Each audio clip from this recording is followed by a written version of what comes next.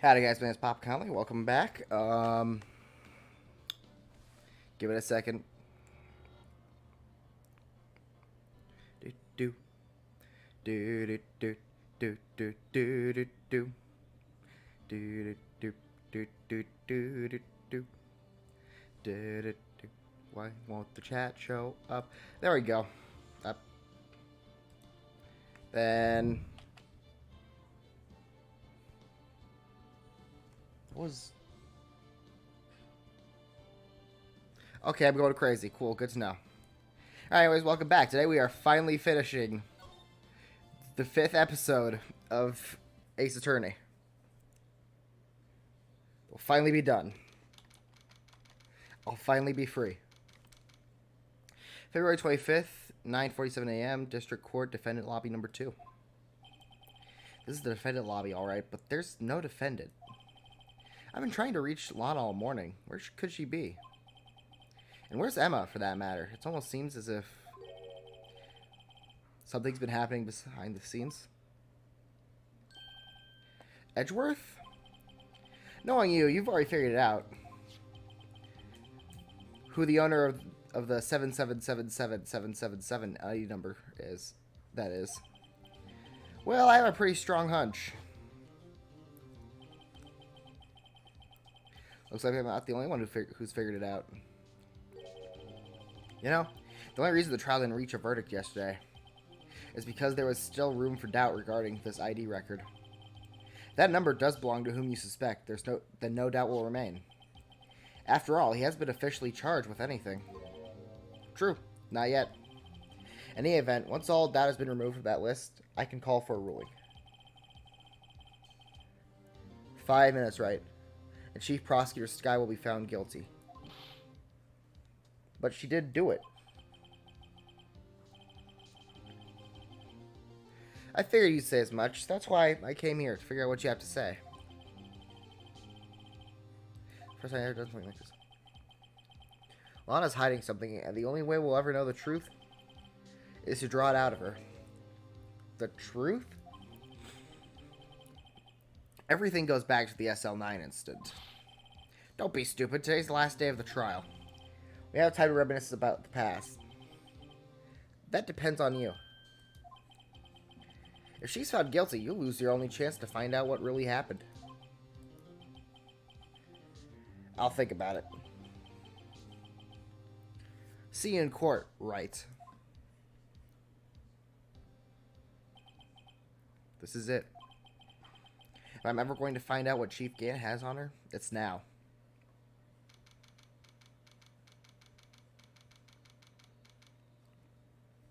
February 25th, 10 a.m., District Court, courtroom number 9.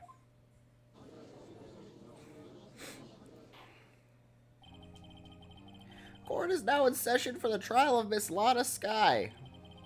The defense is ready, Your Honor. The prosecution is ready, Your Honor. Normally, when the prosecution puts forth its opening statement.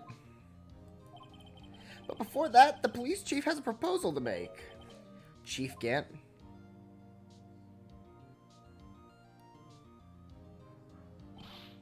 Morning, folks. How's everyone doing? Hey, Yuji. Been back to the pool yet? No, I've been drowning enough as it is in my work. Oh, that's a good one. Don't think I can top that. If you don't mind me asking, Chief, what exactly is this proposal of yours? Lana, that is to say, the defendant, has asked me if she could speak directly to the court. She wants to do what?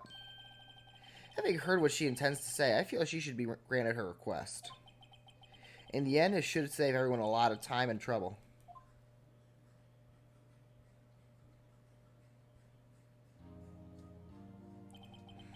What's this all about, defendant? I'd just like to make one simple request and I'll be finished. Well then, what's your request? Your Honor, I'd like you to put an immediate end to this trial. Huh? I confess to all the charges against me. On February 21st of this year, I murdered Detective Bruce Goodman in the underground parking lot of the prosecutor's office. No, Lana.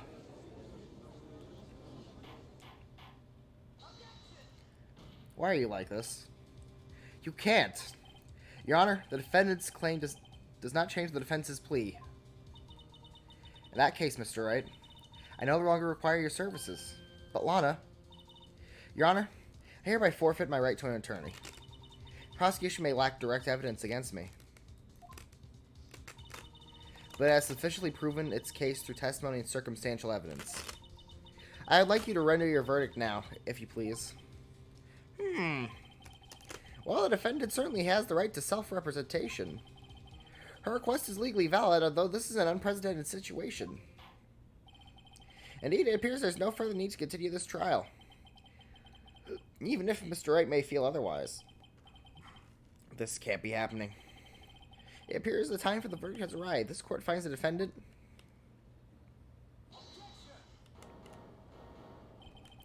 One moment, Your Honor. Mr. Edgeworth, the prosecution has not yet proven the defendant guilty beyond reasonable doubt.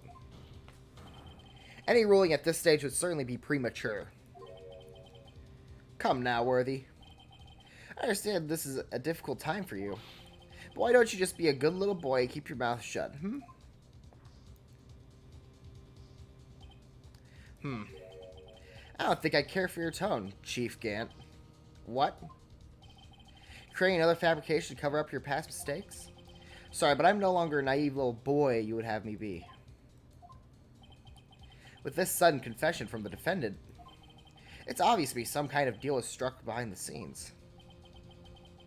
Some kind of deal, Not everyone operates as you do, Worthy. I thought so. Your Honor, the prosecution would like to change its first witness. Oh, to whom? As its first witness, the prosecution would like to call Miss Emma Skye. I request the court hears her testimony. Mr. Edgeworth, I am exercising my right to self-representation. I don't think we need to continue. I don't care what you think, Miss Skye. The exposure of the truth sometimes results in tragedy. However, or how tragic the truth may be, it would be an even greater tragedy to avert one's eyes from it. Very well, the court shall grant the prosecution's request. That's okay with you, right, Chief Gant? Worthy, you'll live to regret this. Mark my words. Morning. Miss Emma Skye, please take the stand. Looks like Edgeworth has decided to take the horse by the reins.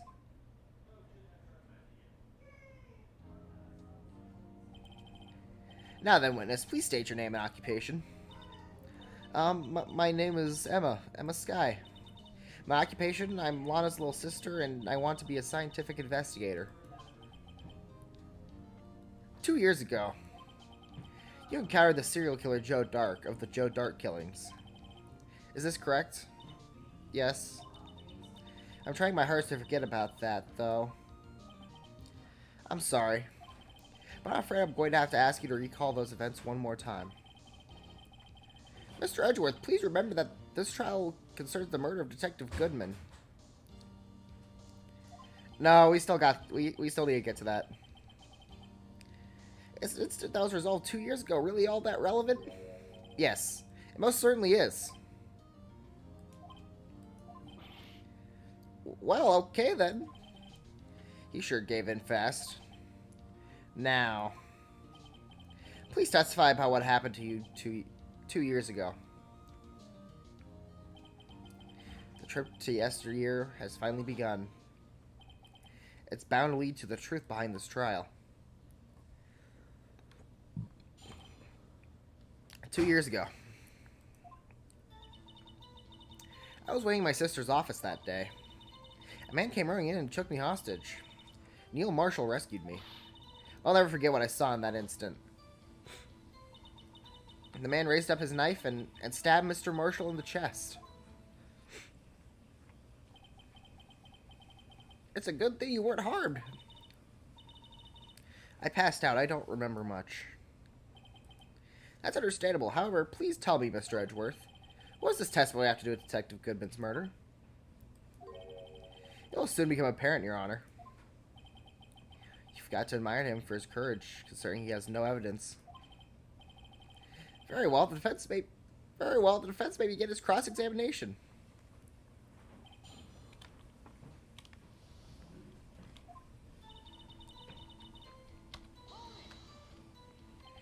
Two years ago, the defendant was a detective at the police department, correct? Yes, she was the second in command under the Deputy Chief of Police, Gant. My sister, she was the best detective ever. Yes, I remember. Deputy Chief Gant and Miss Sky used to be quite the pair. I believe they shared the same office. That's right. I'd always sit at my sister's desk. I dream about playing that organ. I wanted to play it that day, too. The police department and the prosecutor's office held a ceremony that day. Lana promised to take me to dinner after she finished her work. Yeah. A man came running in and took me hostage. A man? Yes, Joe Dark. He was a serial killer. Joe Dark brought in for questioning on the day of the ceremony. We were desperate to get anything on him that would lead to an arrest. When he saw his chance, he fled the room, right? Upon fleeing the room, Dark proceeded to take the elevator. He must have been in a panic because the elevator was going up. Then he ran into Sky and Gant's office. There was a lot of noise coming from outside, so I opened up the door and to have a look. That's when I saw him. Neil. Oh. What was the prosecutor doing there? That day, there were two people present during Dark's questioning. Deputy Chief Damon Gant and Prosecutor Neil Marshall. I almost forgot about Gant. Neil Marshall just received the King of Prosecutors Award. Young and dedicated, he went straight to the questioning room after the ceremony. I assume that would also be why the first run after Dark. When Dark grabbed me, I thought I was good as dead. And that's when Prosecutor Marshall came running in. I don't clearly remember what happened then, but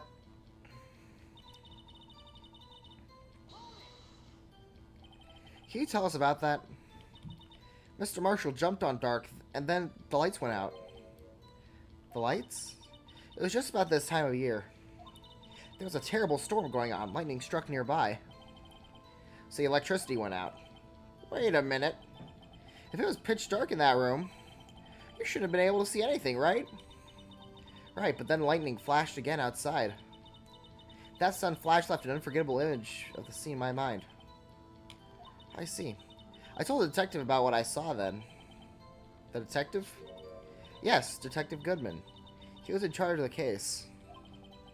Detective Bruce Goodman, the victim. So you spoke with Detective Goodman about this 2 years ago. Yes, that's what's so scary about this trial. And you told Detective Goodman what you saw? Yes, but at the time, the words just wouldn't come out. That's why I drew a picture. A picture, yes, I think she mentioned that before. Well, Mr. Wright, have you heard enough? This picture the witness drew, I believe it has very important meaning. But the list of evidence I was given 2 years ago didn't contain a picture. Witness, would you mind if we add this statement to your testimony? Yes, Your Honor. Drew a picture of that scene once, but it seems to have been lost. You drew a picture of the scene you witnessed, right? Yes, I wanted to do everything I could to help the investigation. I can still see it now, whenever I close my eyes. That's strange. I took over the case after Prosecutor Marshall died. I don't know. There was one time where pressing further was actually the wrong answer, and you got something wrong for that. Perhaps the witness is mistaken. But I didn't draw it, I swear. I'm not just imagining it. Howdy. Welcome to the stream. This picture that Emma drew, that reminds me. I guess I should check the evidence again. Do we have the picture?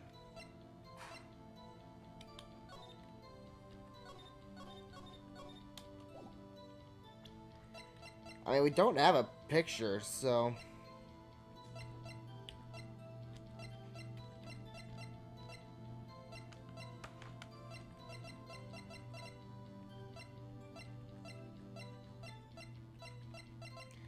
Yeah, no, we don't have a picture in here. Well, anyway, let's continue. The scene that imprinted an image in your mind. Can you please describe it to us? The man...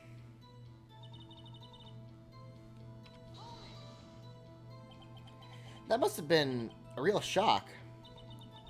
Even now, when I close my eyes, I can still see it just as clearly. Tell us, what were you doing at that moment? I believe you testified that Joe Dark was holding you hostage.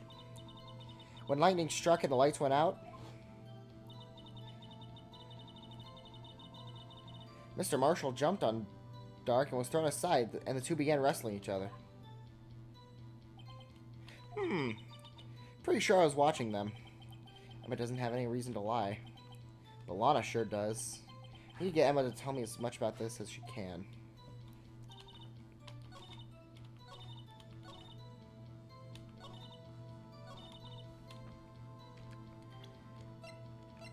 Maybe the evidence list? Man, it would be nice if I could, you know, read it.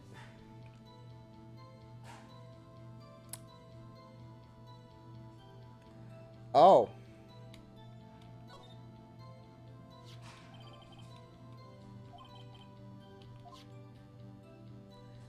Oh. Oh, I see.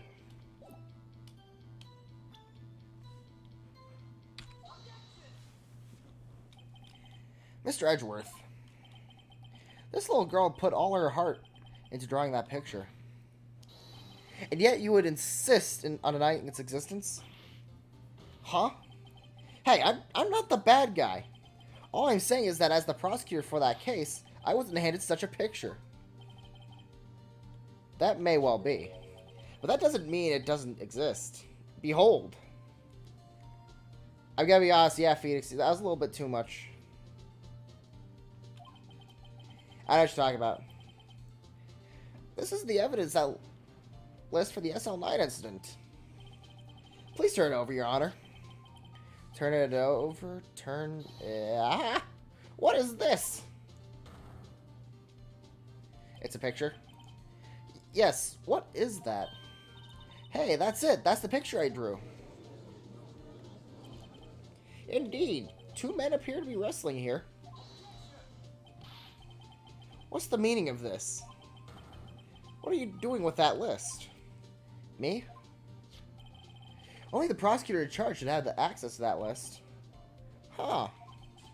These lists, they're different from each other. What?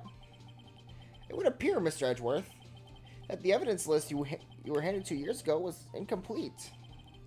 These two lists fit together to form one. You can see the marks here where they're torn apart from each other.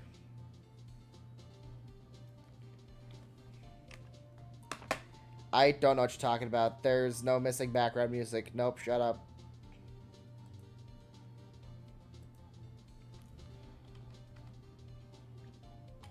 There is no missing music.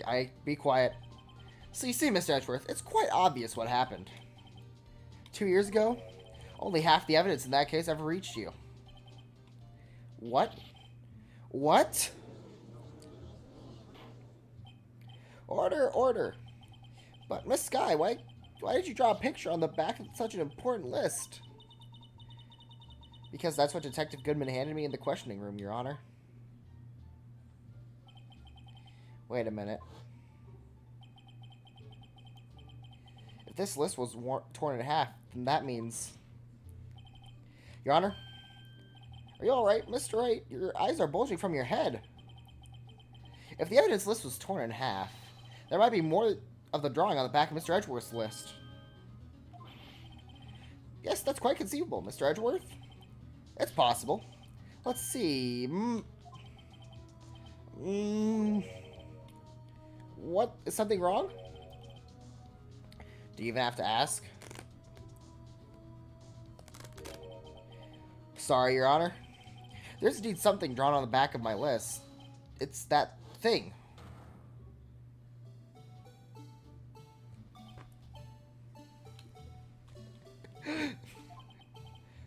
That's that thing. That's dancing in the evidence room. Clearly, this act of vandalism is the work of a certain chief of detectives. I guess he was out of scrap paper. Evidence list restored and updated in the court record. Very well, witness. Will you please testify about the picture you drew 2 years ago? Huh? Oh, yes, sir, Your Honor. What's wrong with Emma? She seemed to be thinking about something when she was looking at that picture.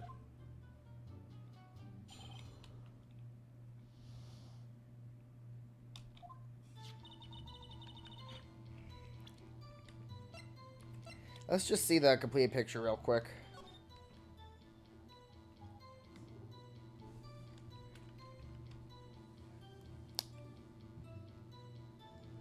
What? Oh. Huh.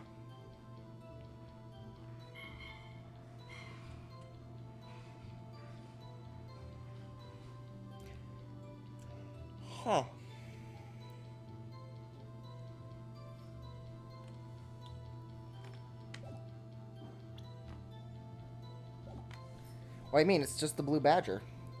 This is the picture I drew 2 years ago. The flash of lightning was so bright, all I could see were shadows. After that, I must have fainted. This picture shows exactly what I saw in that instant. To think a flash of lightning could burn such an image in your mind. Thanks to that, though, she was able to show us exactly what she saw. To be fair, it was a murder she was witnessing. Well, I don't see any contradictions here. This clearly shows Joe Dark was about to murder Prosecutor Neil Marshall. The defense may now begin its cross-examination.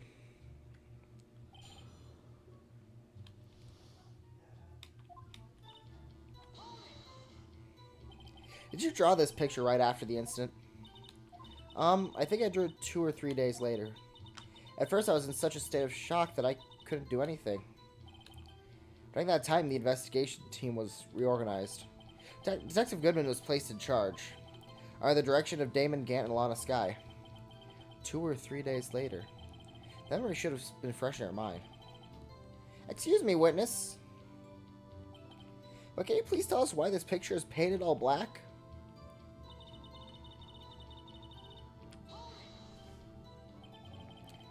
So, at the time you didn't even know it was Mr. Marshall who had come to your rescue? No, I couldn't see him clearly. The lightning was so bright, and I was knocked to the floor. You were knocked to the floor? Dark had a tight grip on me, but when Mr. Marshall jumped on him, I was knocked away. I turned around, and that's when the lightning flashed. Poor Emma. I'm just glad she wasn't hurt. What happened after the lightning flashed? After that, I must have fainted. You mean you didn't see the actual murder take place? No, I'm sorry. The flash of lightning only drove off the darkness for a split second. Not only that, but the trauma of the situation understandably caused the witness to faint. Do you really need to torture this girl any further? What? Hey, I'm not the bad guy here. Anyways, this picture.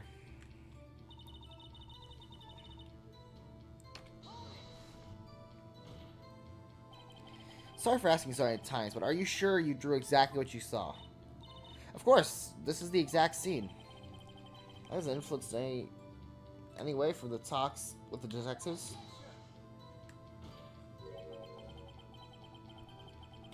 Are you insinuating you somehow manipulated her memory, Mr. Wright? No, of course not. I'd better watch out or he might find some way to cut my salary. I drew this picture before I heard anything from the detectives. So I don't think anyone's story would have influenced me. Mr. Wright, is there something that's bothering you about this picture? Huh? Oh, well, That's strange. She claims this is exactly the scene that was imprinted in her mind. And yet, there's clearly a contradiction here.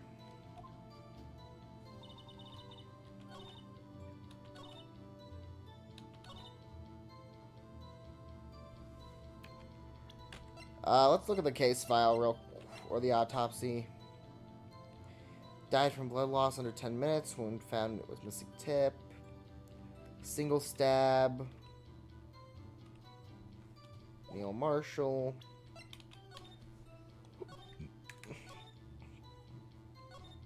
Death.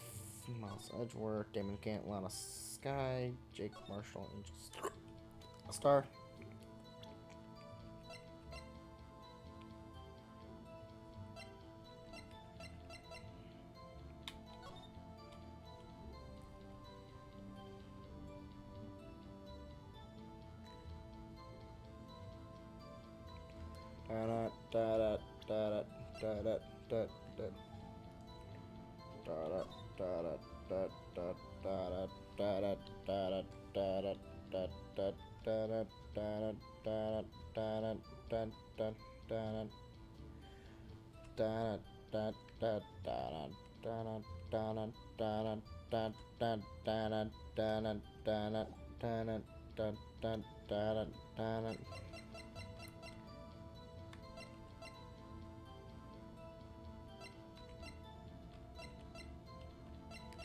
Gloves, knife,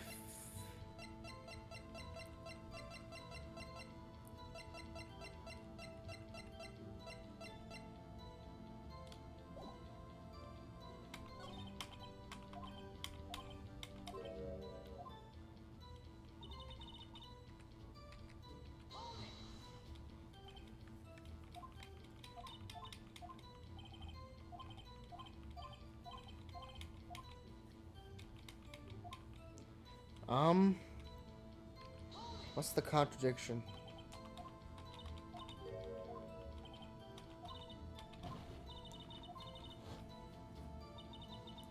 It clearly shows someone getting stabbed.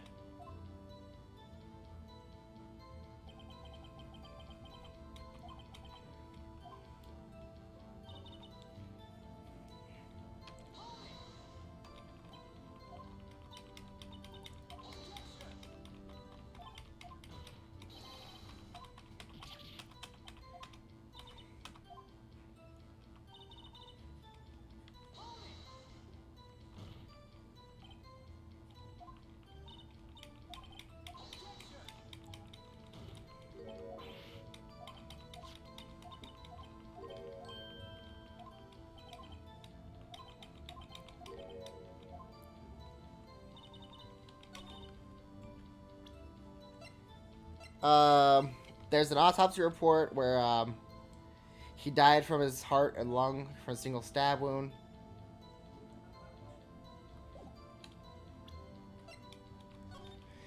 And there's the trial data.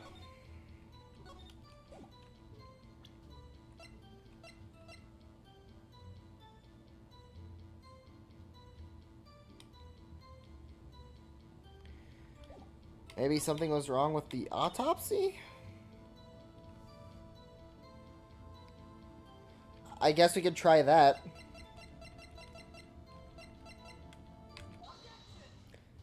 I guess that's the answer. I hate to be the bearer of bad news, but this picture the witness drew contains a blatant contradiction. What? But I still remember it just like it was yesterday. Mr. Wright, perhaps it would be faster if you simply pointed out this contradiction for us. What part of this picture contradicts the autopsy report?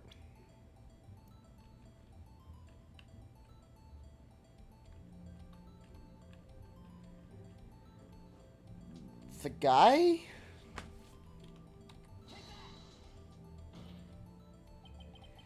I think it's this part here. I see what's so strange about that. What?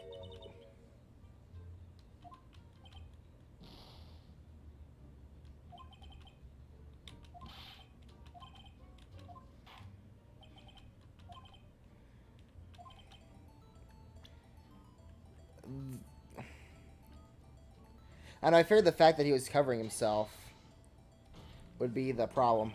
The contradiction, of course, lies here. Take a look at the knife the man is holding. As you can clearly see, the tip is broken.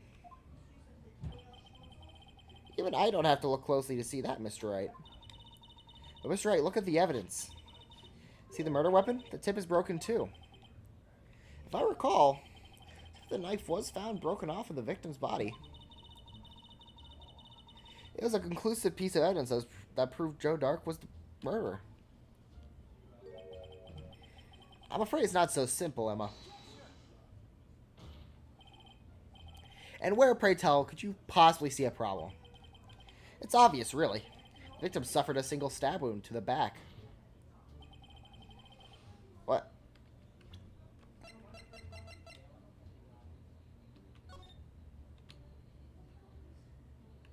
No, it said he was stabbed in the chest, not that it was in the back. What? Huh? Wait, no, that's Bruce Goodman. Am I stupid? It doesn't say anything about being stabbed in the back. It just said he got stabbed. Huh? Where did you infer that from? Oh, it was on the description, but not the actual report. Why? Okay, I guess that makes a lot more sense. The murder weapon should not have been broken yet. What is the meaning of this? And how would you surmise it was broken from the picture? She could just be bad at drawing. Perhaps the knife was broken beforehand.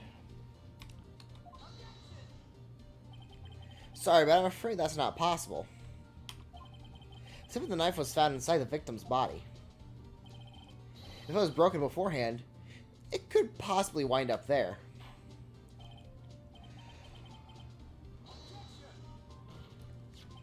The tip of the knife was undeniably discovered within the victim's body. The only possible explanation is the witness's memory is mistaken. That's why I asked her so many times if she was sure she remembered correctly. I believe you were annoyed at that at the time. But she was sure she remembered correctly.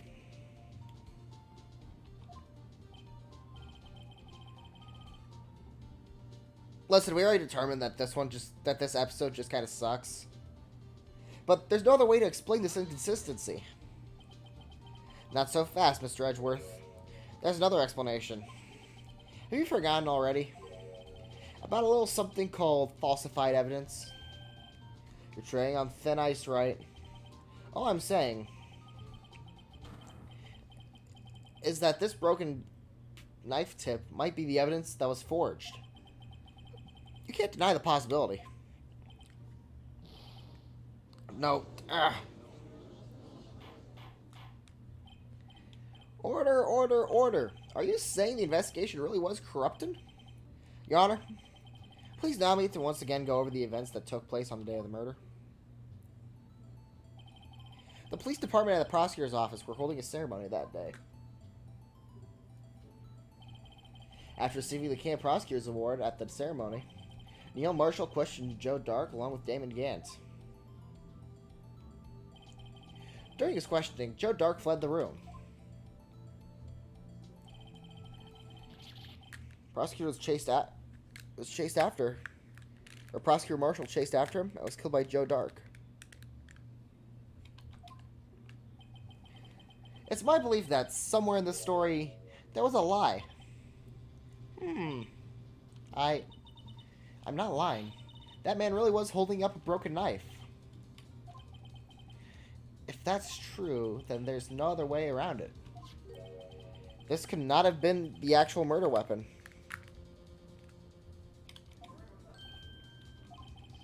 There's been another broken knife. What are the chances of there being two broken knives? A broken knife besides Joe Dark's? Could there have been one?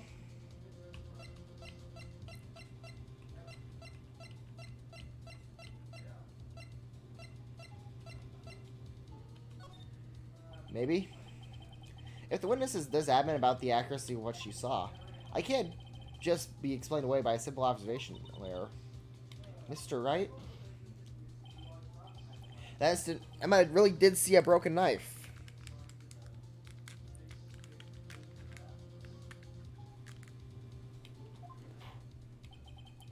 I assume, then, that you might have some information about this other broken knife. If so, please feel free to enlighten us. The murder weapon was already broken prior to the murder. There's only one way. Take a look at this. Here's the real murder weapon.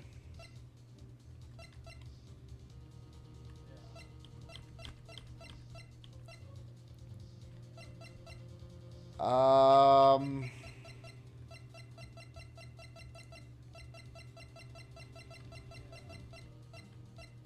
Um...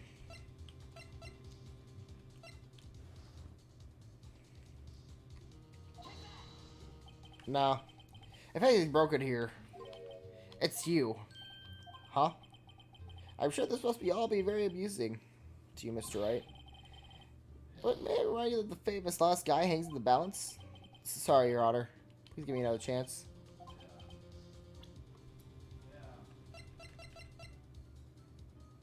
The Blue Badger? I don't...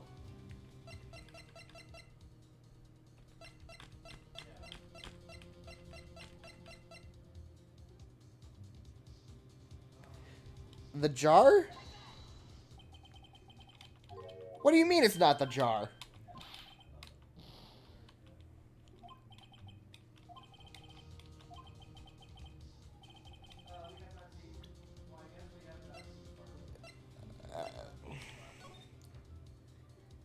Maybe it's the...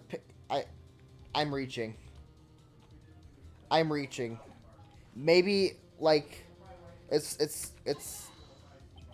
The answer lies in the past. 2 years in the past. Right here inside this picture.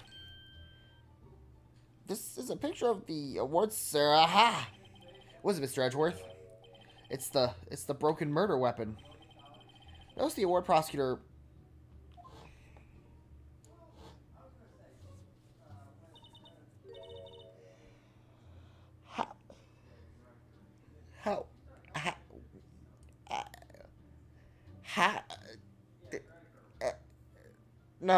No, we're not saying that. That's a broken knife.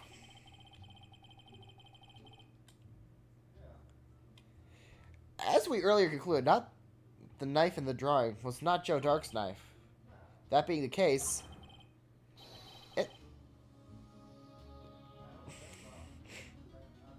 so Joe Dark killed him with the award knife? How did he remove the knife from the trophy? Shouldn't it be, like, you know, welded on there or something? Like, is that, like, part of the trophy? How? I hate this episode. I hate this episode. Neil Marshall was awarded the King of Prosecutors that day, and the award he was given was a broken shield and knife. When he chased after Joe Dark, he pulled out this knife. Being a prosecutor, he did not carry a pistol.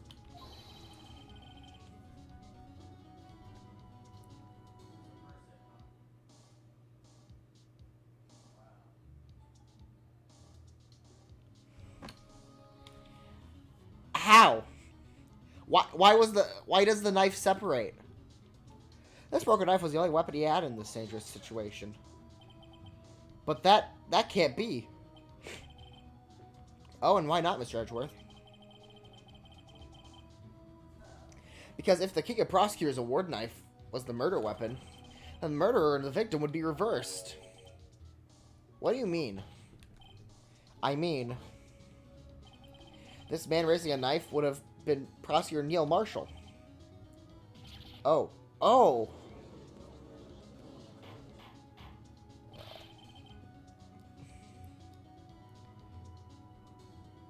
Why?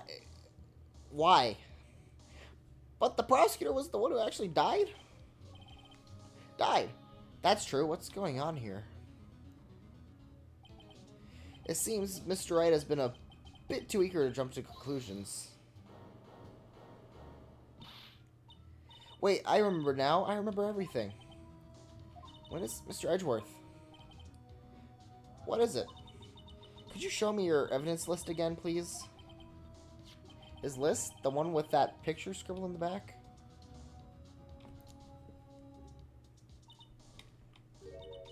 I knew it. This picture. I'm the one who drew it.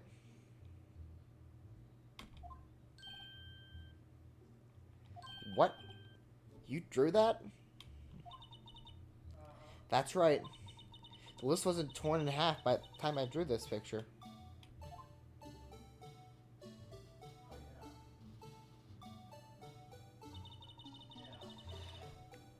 Maybe because, like, they didn't put as much time into it because it's a bonus. And my guess is they focused on the, you know, the ooh, 3D stuff. And that's why... And there wasn't much time put into the actual, like, other parts of the episode. At least that's my guess. All this time I've been trying so hard to forget. I must have locked this part away deep inside of me. Don't get me wrong, like, the 3D stuff is cool. I like it. I wish it would... I hope it comes up in the Apollo Justice stuff. Just because I think, like, being able to, like, take a closer look at your evidence is really neat. Is like a really neat mechanic. But why is this episode so overly convoluted and make you guess things that, like, you could not guess? Because as far as I'm concerned, statues don't just have removable parts most of the time, especially not like an award given out yearly. Perhaps it would be best if we address this to the witness's testimony. Would you please tell us what you recalled, Miss Skye? Yes, Your Honor. First the knife mix-up, and now the blue badger? This should be interesting. Emma's recollection. When I saw that man raise his knife, I panicked and rushed towards both of them. I think I knocked away the man with the knife. Just then, there was another flash of lightning, and that's when I saw the blue badger. He wasn't in the room, but I'm sure I saw his shadow. The blue badger didn't even exist yet. This is most unusual. Try impossible. The chief of detectives hadn't even designed him until this year. That means he didn't even exist 2 years ago. Yes, what? Stop, please. Don't pursue this any further. How about you shut up? What's the meaning? What is the meaning of this? Please remain seated in the defendant's chair. But you can't do this. I already confessed to the crime. Why can't you just leave it at that? Chief Prosecutor Skye, we've already come this far. It's too late to turn back. Silence! The defense will now begin its cross-examination. Bailiff, please detain the defendant. It seems we're finally getting to the core of the matter.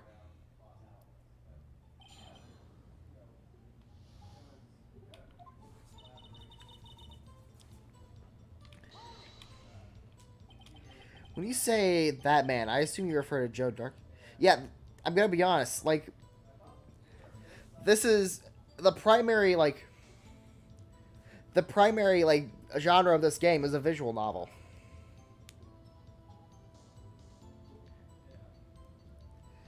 With, like, you know, point-and-click segments scattered throughout it. There should be a lot more emphasis on the story.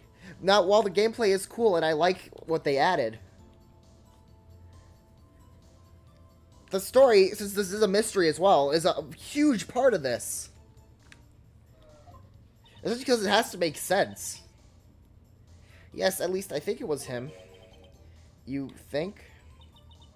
All I could really see were shadows. Especially because, like, on the trial days, you have, like, a limited number of attempts. At least, like, if it was, like, a true full point-and-click adventure, like, you could keep, like, fiddling around and, like, you know, there's a relatively low chance of you getting murdered.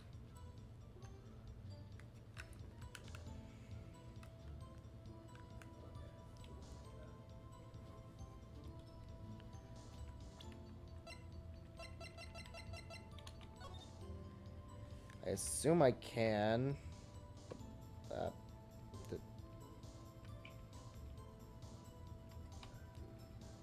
It looks like a jar.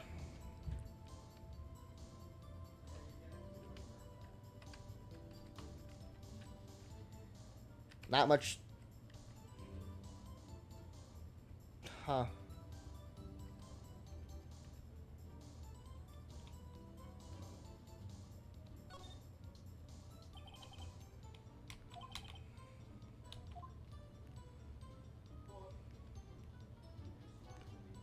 That's weird.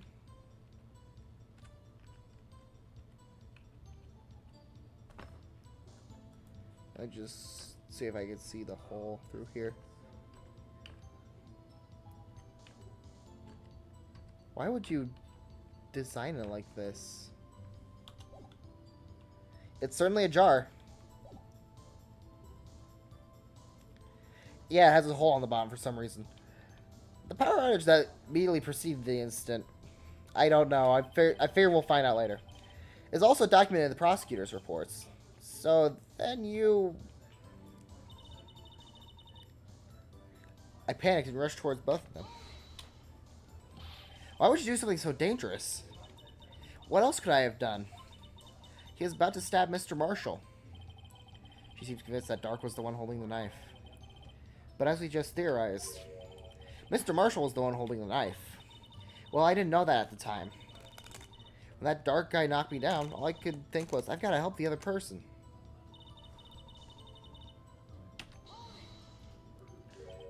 What do you mean, you think? It all happened so fast. I was in shock. I don't remember everything clearly. What I did, it's all kind of a blur. Miss Sky was almost killed before she witnessed the murder take place. With so much happening, in a matter of seconds, a little disorientation is only natural. I saw the man about to stab the other person, who I thought was Mr. Marshall. I knew I had to stop the man with the knife. What you did was very brave, young girl, so then what happened next?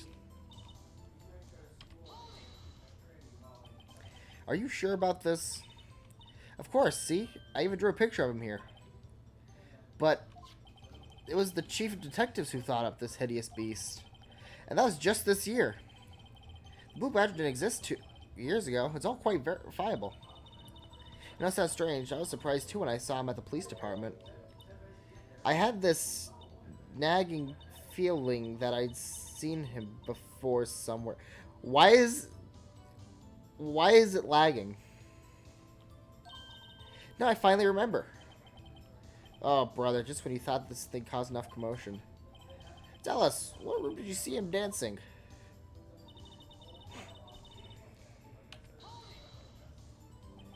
His shadow?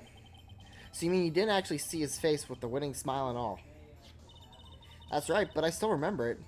He had 3 creepy horns. This is pointless. That thing could have possibly existed 2 years ago. The witness must be... Oh. That may well be. What's important is what caused her to think she saw what she did.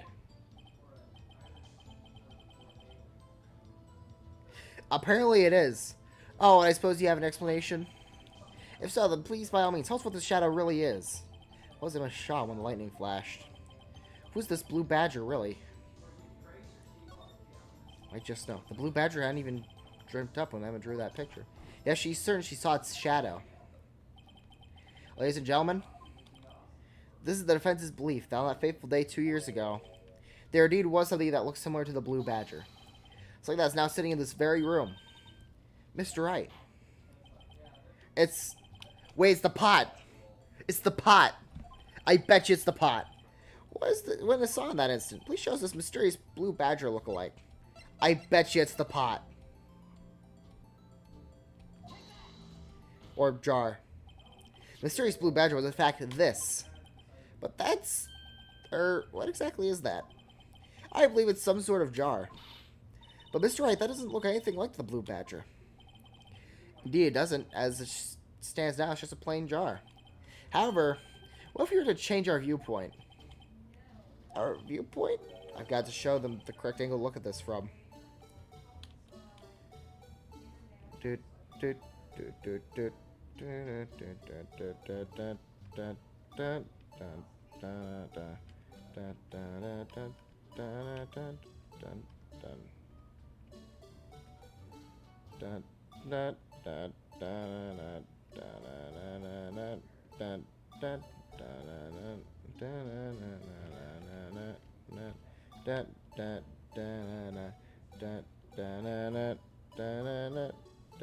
No, I'd have to be pointing down. So I guess like this? Or would it be like this? Wing and say da da da da da da da.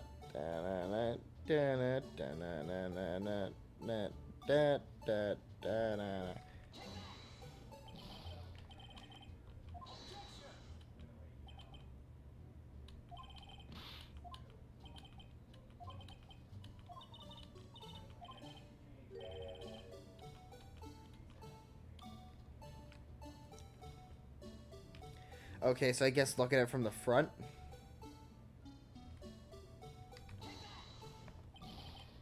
What? What you mean?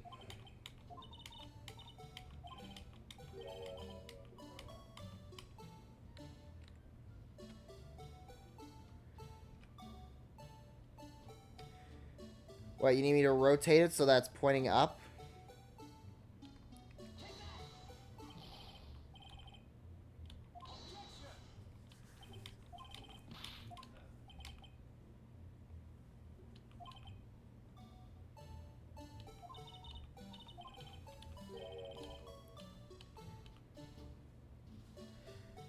Da da da da da da da. What? I didn't even mean to press that.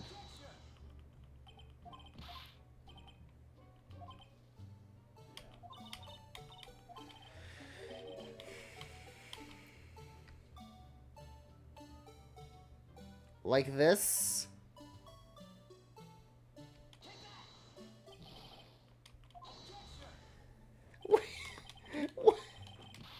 Where do you want me to look at it from?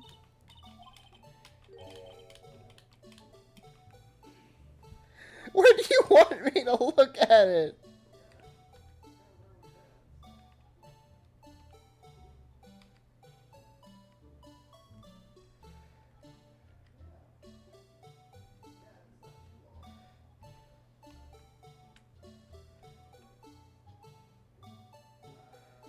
How am I supposed to know what makes it look like the blue bat? Is that good enough? I'm going to murder someone.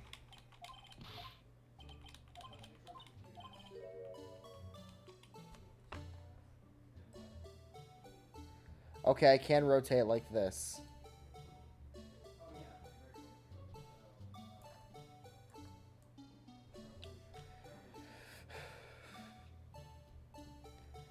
I am going to go insane.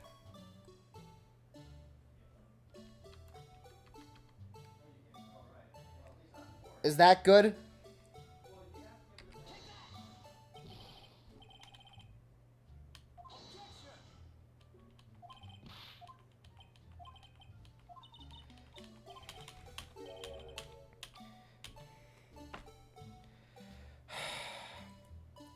That's it. I'm pulling out Google.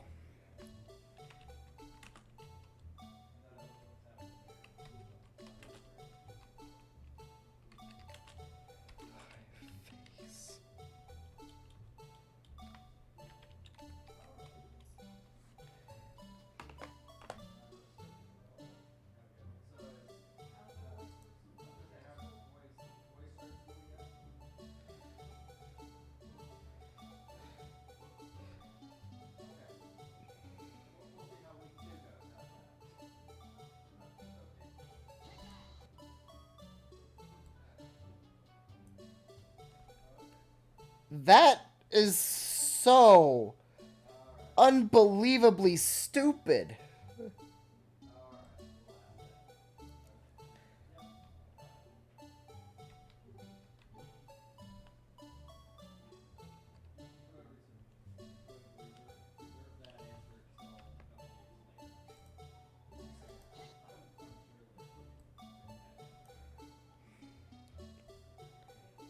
Are you kidding me?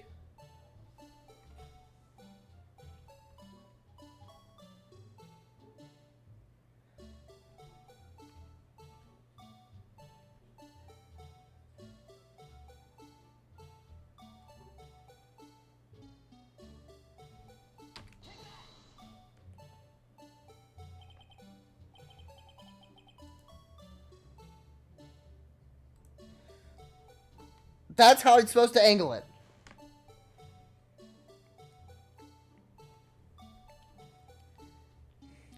Well, is this a miracle or what?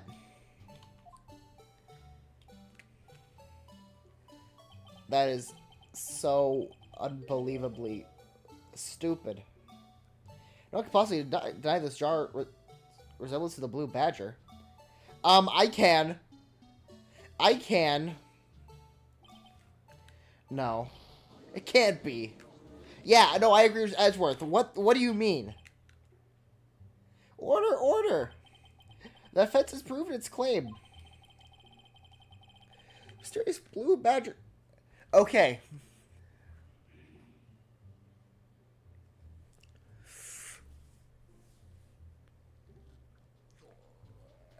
I had to look that up. There is videos to look up how to do that.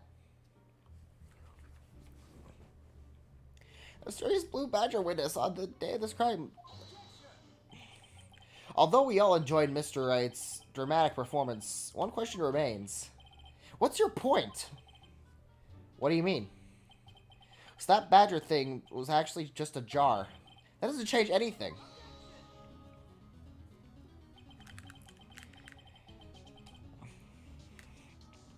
I'm afraid that's where you're wrong, Mr. Edgeworth. You see, this changes everything. No, it fucking doesn't. No, it fucking doesn't. No, it fucking doesn't. I am going insane. I am going insane. Indeed? Well then, please tell us. What difference that...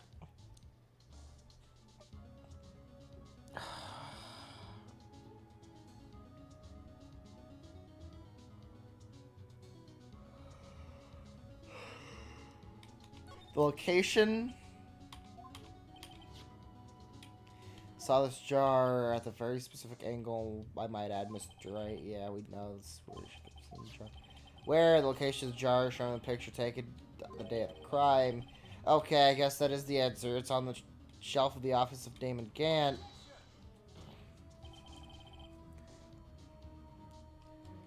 I'm so... I don't know what the fuck is going on.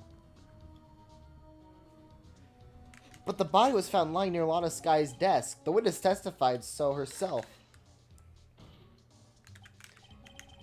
Yes, and these two facts revealed what actually transpired. You see? You know, if I had a webcam set up, I would pull out my whiteboard and, like, start drawing. The confusing web that's going on. To show how much sense this does not make. The struggle between Dark and Marshall did not take place in Lana Sky's office.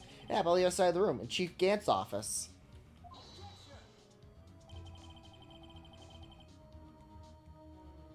Are you implying the murderer moved the victim's body? From Damon Gant's office to Lana Sky's office? Yes. Why would he do that? There's no reason. Exactly. If there wasn't a reason, he wouldn't have gone through the trouble. The only logical conclusion is that there was a reason. Do you know what that reason was, Mr. Wright? I finally figured it out. This is why Lana tried to stop the trial. So to quit now, though. Please recall the witness's testimony. She said she knocked away the man who was holding up the knife. In the next instant, the jar hit and flew through the air. Now tell me, what could have sent the jar flying? Why, that would have been the impact of the man who made it when he was knocked into the wall. Ladies and gentlemen, if I may draw your attention to this picture once more. If the man was knocked in the direction of the shelf and the jar he was sitting at, what would he have been? What would he have hit? A suit of armor holding a very sharp and dangerous looking sword. That's not a sword, that's a knife. Yes. And since the man who was knocked in the armor was carrying a broken knife, he would have had been Neil Marshall, wielding the King Prosecutor's trophy. No, Mr. Wright, you can't be thinking. Yes. There is another possibility of what might actually transpire in that room. Another possibility? Of course the perpetrator would have had no idea. But nevertheless, I don't know if I can go through with this. Mr. Wright, what's the matter? It even looks as if the defense theorizes that the outcome is obvious. In that moment, seeing the man in the sky knocked away was actually the prosecutor Neil Marshall.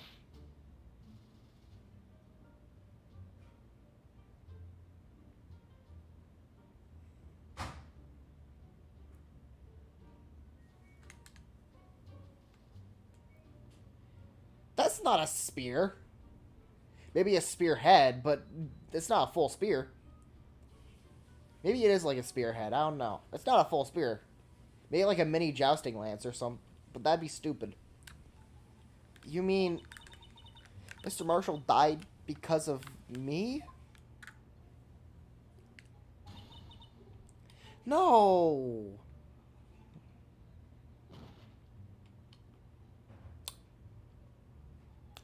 Oh. I never imagined her testimony would lead to this. So, the witness who took the victim's life, and then proved so with their own testimony. This is unprecedented.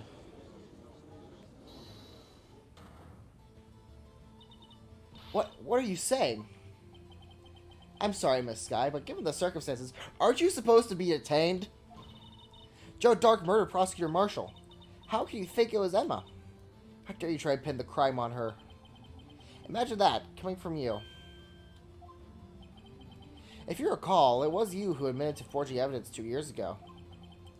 The reason you moved the Prosecutor Marshall's body was to keep anyone else from finding out what Emma did, wasn't it? I assure you, Mr. Edgeworth, I have no idea what you're talking about. If you hope to have anyone believe your insane allegations, I'm afraid you're going to have proof. Tell me, do you have any conclusive evidence that proves my sister killed Neil Marshall? I'm willing to bet you don't. Yes, it certainly would be difficult to prove this evidence. If you don't have evidence, you'll have to rely on testimony. I'm afraid that won't work in this case. Both parties involved in the incident are dead.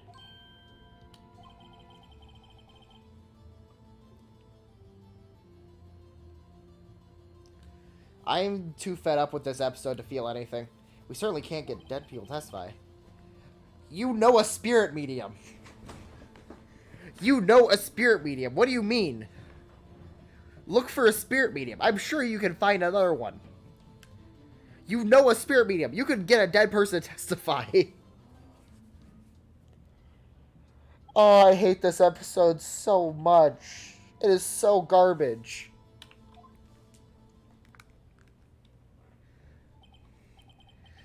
Touche, Miss Skye. Of course, that only leaves us with one possibility. You mean there's another possibility?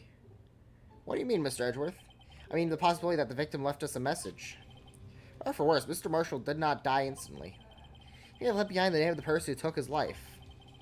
In one manner or another. That's impossible. Well, Mr. Wright, this is the only possibility left to you. A message from the deceased. Does such a message exist? I've got to think back to the court record. The real murderer's name may not have been left behind. Is in the evidence.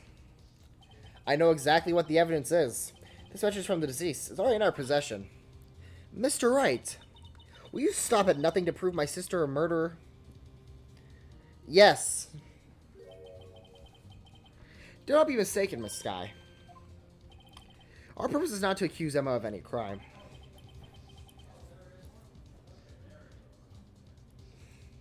Why would someone make a knife detachable on a trophy?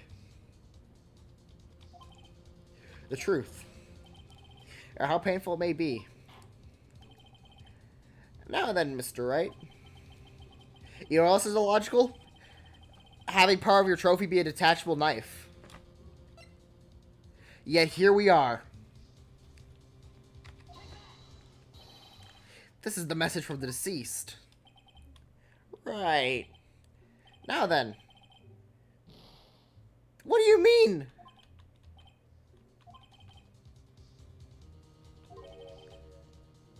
What do you mean?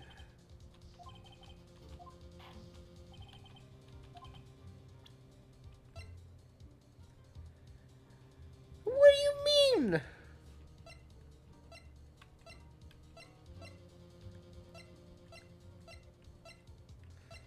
This is a piece of garbage.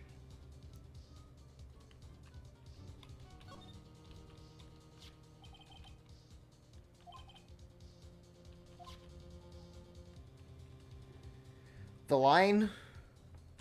Is it the line? Is it the line? I don't know. I don't...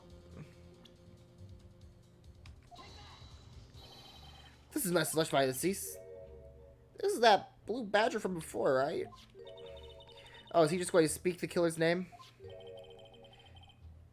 If that thing could, I'm sure it would. So everyone's forgotten this just a jar. A message was left here on the surface of this jar. What do you mean? If you look closely, you can see a faint trail of blood on this jar. Looks like someone wiped the blood away. Yes, but notice. For some reason, the blood on some fragments was not written away. There's a line here that drawn in blood. So you're saying these dots were once lines? Don't make me do a connect the dot. Don't make me do a fucking connect the dot. But the blood seemed to jar with the lines change direction. You're gonna make me do a connect the dot, are you? Don't you dare.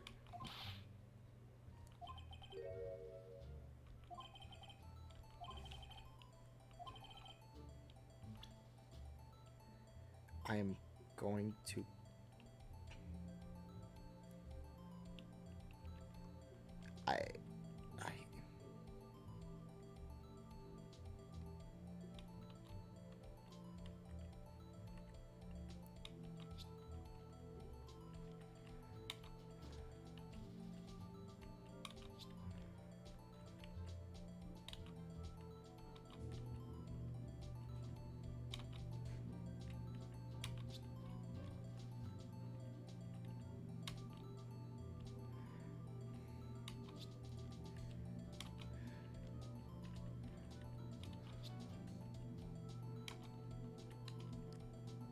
They're actually making me do a connect the dot.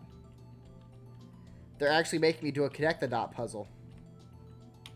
I can't make this up. I can't make this up. They're actually making me do a connect the dot puzzle.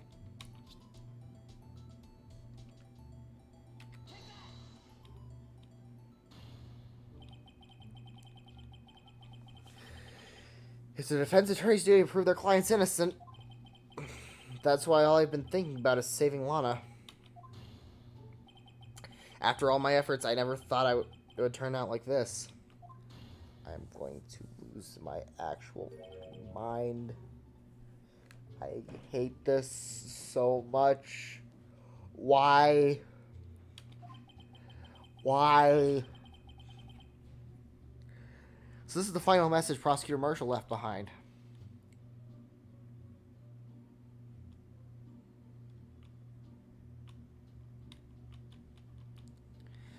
Of all people, she may not have meant it, but in the end, the one who took the victim's life was Emma Sky.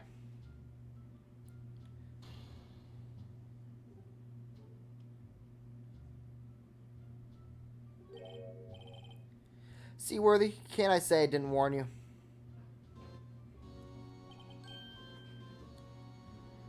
Chief Gant, do you understand the implications of what you've done? What are you talking about? 2 years ago, Joe Dark was sentenced to death. He was convicted because of his final murder. I believe you were the prosecutor in that case, were you not? Yes, Worthy. Because of you, an innocent man was sentenced to death.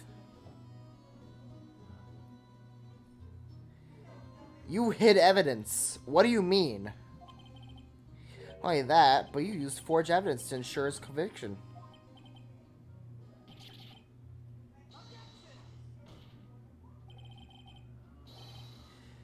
No, they're saying that apparently the blood is dots.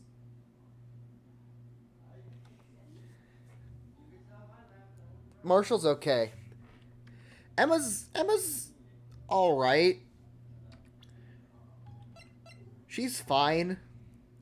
She works fine as a sidekick, but literally everyone else who was introduced to this case, I want to actually just... I hate everyone here. Besides like Marshall and maybe Emma. Definitely not Lana. I definitely do not like Lana. I need a drink.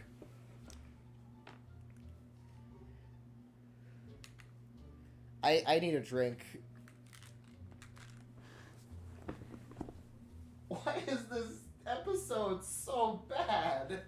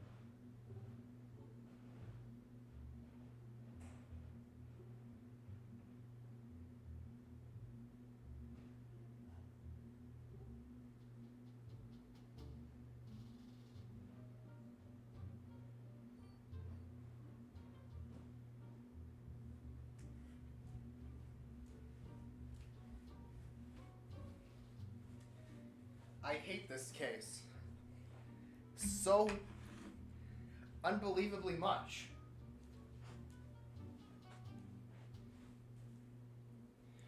Yeah, that's the only reason why Emma's fine, is because she's just Maya. Except instead of being a spirit medium, she's just a massive nerd.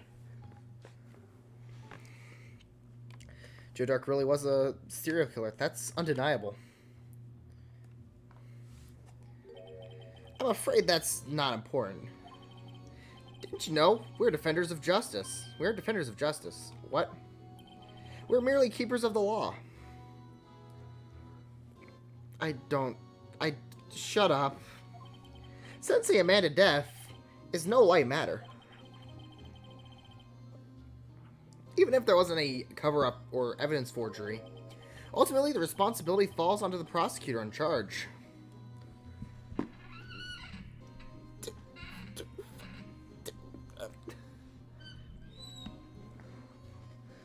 She's not the one who forged evidence! He's not the one who forged evidence!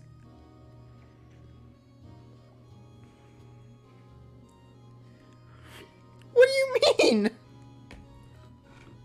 He did his job correctly!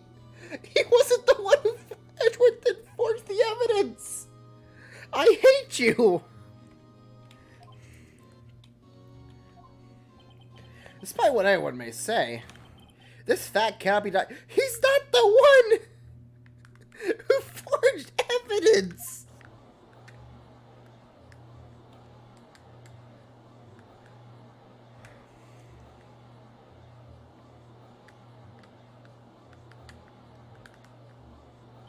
It wasn't his fault!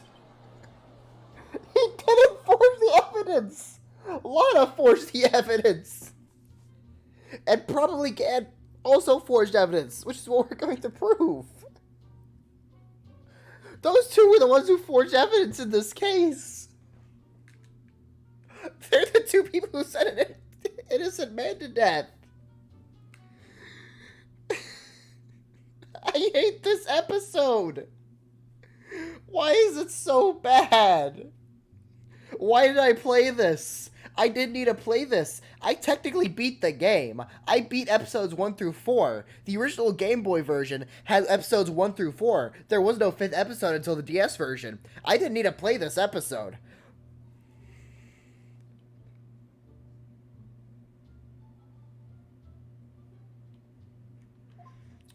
We'll settle down the crowd. The judge declared a recess.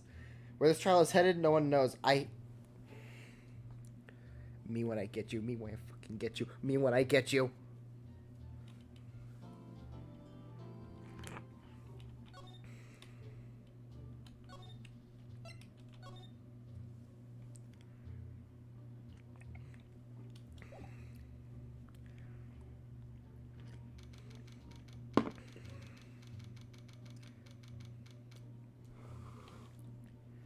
This trial is so unbelievably stupid. Sorry, Edgeworth. I didn't mean to get you in trouble for reasons that were not your fault at all, and that we already proved was not your fault at all, and was the fault of, you know, the chief prosecutor, or the chief prosecutor of the district, or whatever her title or job title is. And, you know, the chief of the police's fault. And not your fault entirely. But no, I guess it's your fault. You're in trouble now. Don't worry about it. This is my problem, not yours. I hope I'm not interrupting anything, pals. Yes, Gumshoe, please. Make this better. Oh, I guess I am. I'll come back later. No, don't leave, please. I want a character I like and enjoy here. Wait, Detective Gumshoe, what is it? You got a lot of nerve, pal, making a detective run around while on duty. To top it all off, you call me here. I've seen happier people at funerals. I take it Lana's having you run errands again? Let me tell you, this is the last time, pal. Here, she asked me to give this to you if there was a break in trial today. Evidence law? Edgeworth was talking about that just the other day. Rule 1, no evidence shall be shown without the approval of the police department. Is that right, Mr. Wright? Seems so. You at least study some evidence law, really. Chief Prosecutor also wanted me to give you a message. A message? She said if you're planning to take him on, you're going to need this book. Him? You'll need to give this book a thorough read.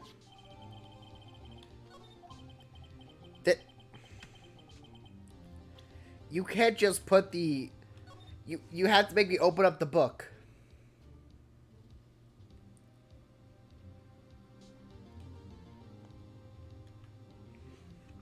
Really? Really? This is what we're doing now. Doesn't look like the book will do you any good, though. All that's left now is the prosecutor's sentence. That's where you're wrong, detective. Huh? Huh? Haven't you figured it out yet? Why I'm still sitting in that prosecutor's seat, despite all these allegations being thrown at me. Mr. Edgeworth. The real trial today hasn't begun yet. What else is left there to do? Your credibility's been all but ruined with this forged evidence you were unaware of. He wasn't the one who forged the evidence. In fact, our defendant proves she's admitted to that she was the one who forged it and not Edgeworth. I am going insane. What? How is this damaging his credibility? Edgeworth didn't do anything. You gotta be kidding me. You missed the point, detective. Why did murder Detective Goodman? She really stuck a knife into his dead body. That means the real killer is still out there. What? We're going to expose him. No matter what it takes. This case hurt too many people. Time to bring it to an end. Yeah, like me. The guy behind the camera. It's hurting me. This is causing me physical pain. I hate this case with a burning passion. The court will now reconvene for the trial of Miss Lana Skye. Mr. Edgeworth? Yes, Your Honor.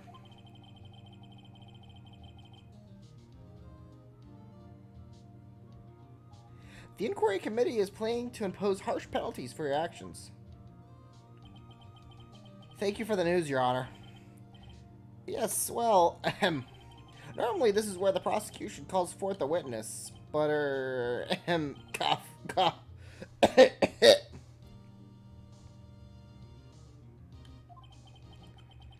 I give up. This is easy to say. You see, there is some concern that you, Mr. Edgeworth, may have, struck a bargain. You think I may have manipulated the witnesses. I didn't say that. It's just, you see, everyone's been talking and... Very well, Your Honor. I have a solution. Solution? That being the case, the prosecution will allow the defense to call forth all further witnesses. What? But there's no precedent for what you're proposing. Undeniably, this is an unusual arrangement, but a very effective one. It proved that I haven't struck any deals with the witnesses. Well, Mr. Wright, what do you say? Unbelievable. Edgeworth has found a way to continue the trial.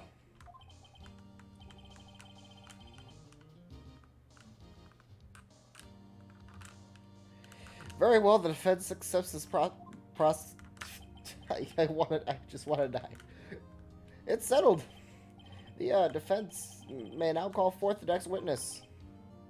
Mr. Wright, you do realize this is your last chance. If you call the wrong witness, this trial is as good as over. The defense calls...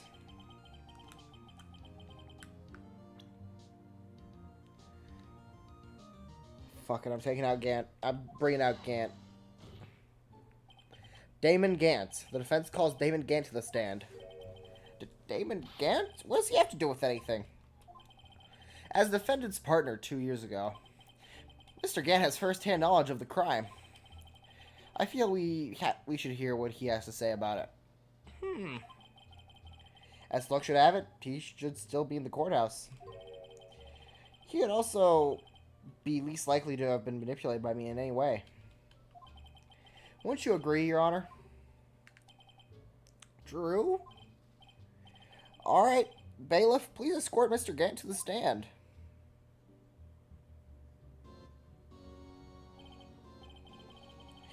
Witness, please state your name and occupation. What is this, some kind of practical joke? I was just on my way to lunch. Your name and occupation, sir. Worthy, are you sure you want to do this? Your name and occupation. No. So, you want to play hardball, eh? Please, Mr. Gant. Fine. My name is Damon Gant. I'm the acting chief of police. Now then, Chief Gant, the court requests to hear your testimony. Oh, righto. What's with the grim face? First, let's clear up this SL9 incident. Oh, you mean that time Lana's sister murdered that prosecutor? Personally, I think it's been made pretty clear already.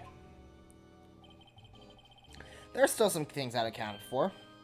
Oh, like what? Like the role you played in all this. Son, either you're very brave or very foolish. I'm more just tired of this bull. You are aware, of course, that a police chief has all kinds of weapons at his disposal. So, he's threatening us. He is threatening us in court. Everyone can see this. The jury can see this. The judge can see this. The bailiff can see this. The prosecution can see this. We all see that he's threatening us in court. Weapons? Sure, take my testimony, for example. I have to give it if I don't want to. What? Is that true? I'm afraid so. The chief of police has the right to refuse testifying. Of course, such an action carries with it certain risks. Don't worry, I'm not here to hinder your trial. Just remember, if this turns out to be a big waste of time, don't say I didn't warn you. Very well. The witness may now begin his testimony.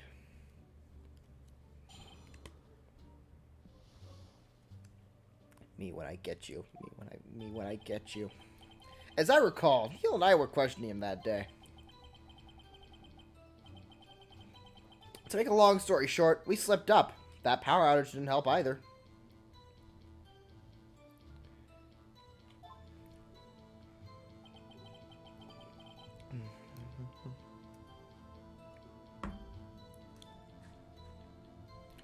I don't know. Let's look it up. Ace Attourney episodes ranked.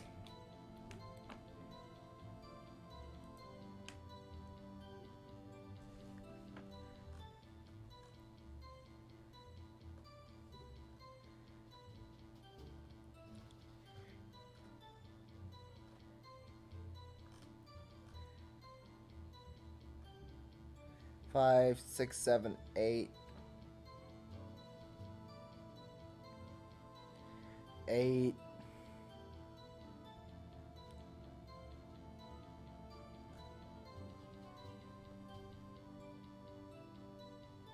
Nine, 10, 11, 12, 13.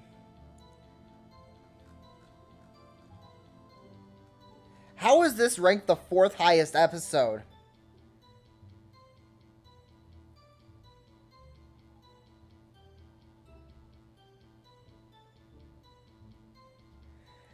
It's so no, this is not the 4th best.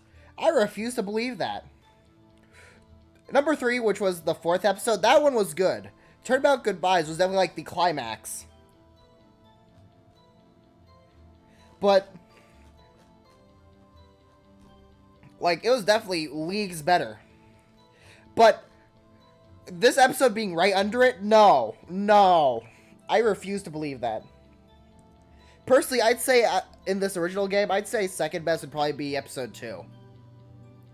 Would be my personal favorite, or personal second favorite. This is just, it just sucks.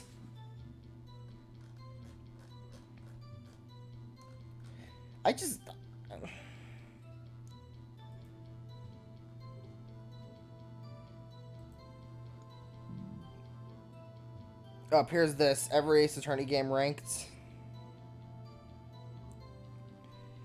Using every Ace Attorney. Okay, here are the bad ones. Meh ones.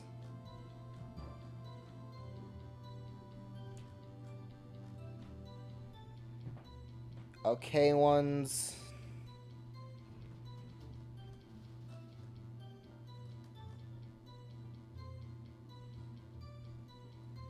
Good ones. Actually, no, I'll say 3rd episode was better than 2nd episode. I don't know.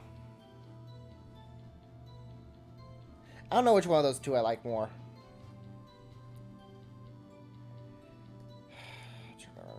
It's turned out about Samurai.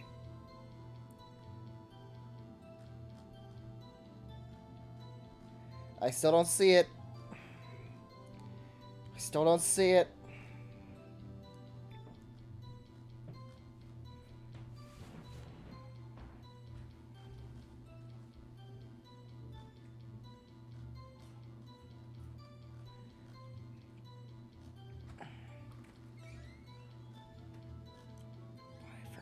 Turnabout.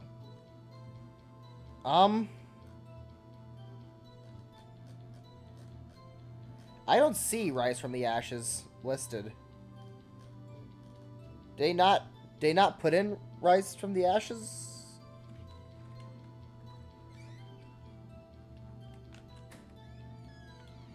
He ranked it 7th. Whoever this guy is ranked at 7th out of all the games.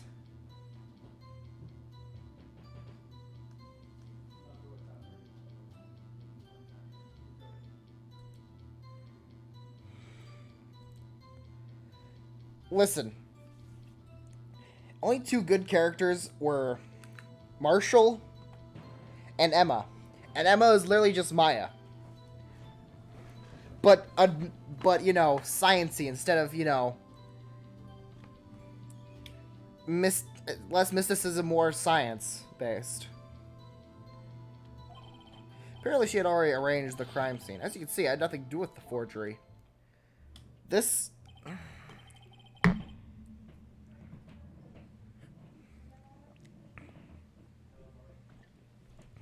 Is that when Dark was arrested?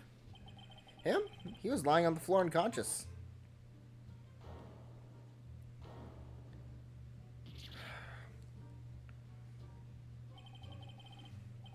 When Emma sent Neil flying, it seems Dark bumped his head.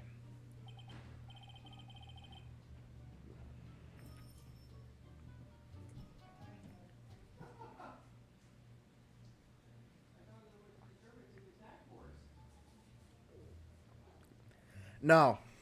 No.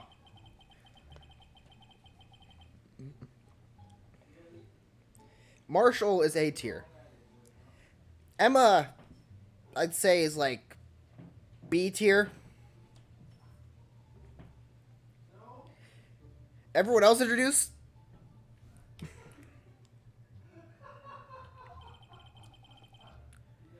They hit him hard and fast.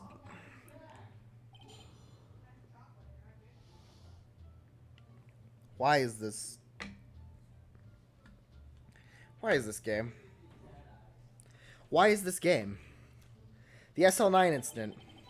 As I recall, Neil and I were questioning him that day. To make a long story short, we slipped up. That power outage didn't help either. I'm not redoing your...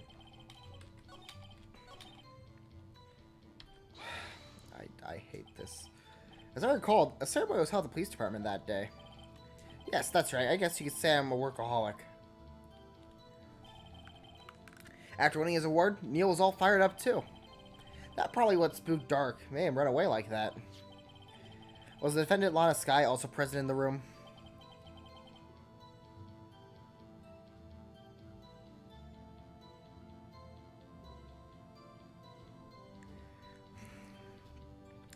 Listen, I'm not gonna say this case doesn't do anything right, alright? It's basic premise of, like, you know, a story about, you know, corruption in the police department and all that, and, like, fighting against it. That's a cool idea. If there's another case that goes about this, I feel that's better. I feel like it'd be really enjoyable. Emma, while, you know, isn't really better than just you know, science-based Maya, it's at least a nice introduction to the cast, even if unneeded. Jake Marshall is just a really enjoyable character to have. And it was kind of funny to, and you know, he was charming with, like, you know, his, like, southern accent stuff, like, or his cowboy talking accent and all that, and it was very enjoyable. Even then, Gant's introduction wasn't too bad, but, like, he was certainly, like, threatening, but, like, also did a good job making him seem like jolly old man until he started becoming threatening. While I don't like Gant, I don't like Gant because the game made me not want to like Gant. So, you know, they did a good job with him, but, like, Lana is just being the biggest pain possible. Which I guess it makes sense, but, like, still, couldn't have at least hinted or anything. Angel Star, she lied 3 times in court. Bruce Goodman existed. Officer Meekins with that stupid megaphone. So yeah, sure, there's some, like, pretty decent characters, but, like, most of them are either, like 2 of them, one of them introduced, what I'd say is A tier.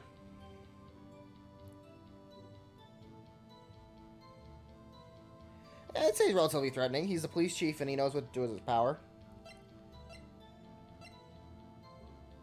I don't know. I liked Gant's introduction.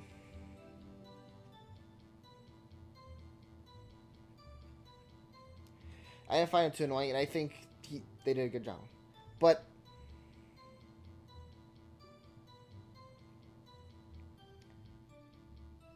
I guess I can see why you find those annoying.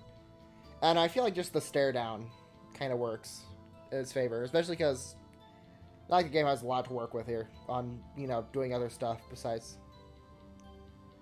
I don't know what I'm trying to say. But yeah. A lot of the cast that was newly introduced isn't really that great, minus like Marshall. Marshall's the only one I'd say who's great.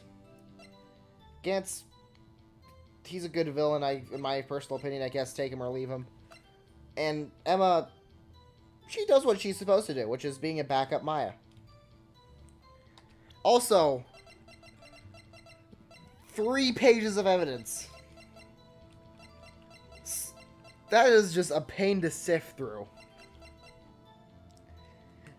The other thing that this does well is it introduces those, you know, actual, like, investigation mechanics. You're actually, like, investigating. Like, looking for blood and stuff like that. That's really cool. Besides that, though, this is just garbage. I don't quite remember. At the very least, she wasn't when Dark ran in.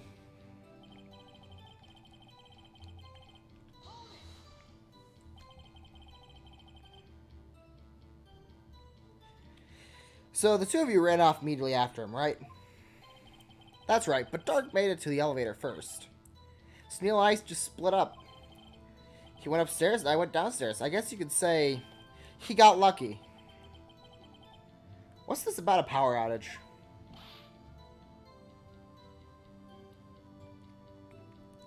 I don't know. Oh, that? The elevator stopped all of a sudden, and I got the shock of my life. Well, it probably not as shocked as Neil was when that knife went into his heart, though. That's not funny.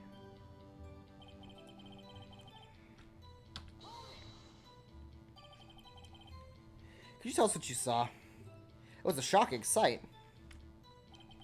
Neil and that serial killer were lying in a heap on the floor, all tangled together. Dark was also lying, collapsed on that floor. Yes, apparently he hit his head and was knocked out. Next to them were those 2 poor girls, Lana and Emma. Lana was cradling Emma in her arms. Looking back at it now, she must have already known what her sister had done.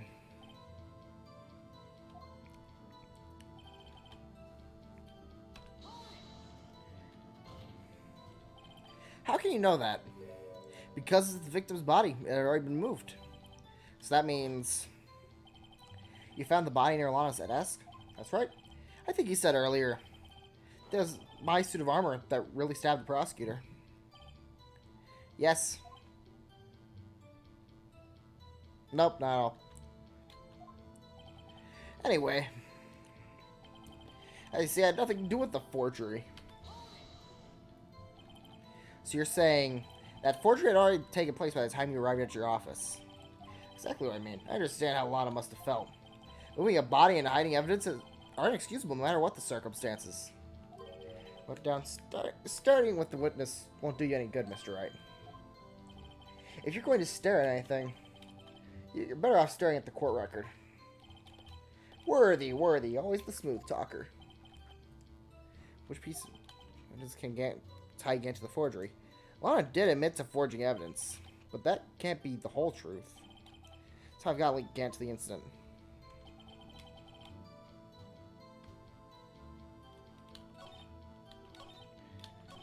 Really arrange.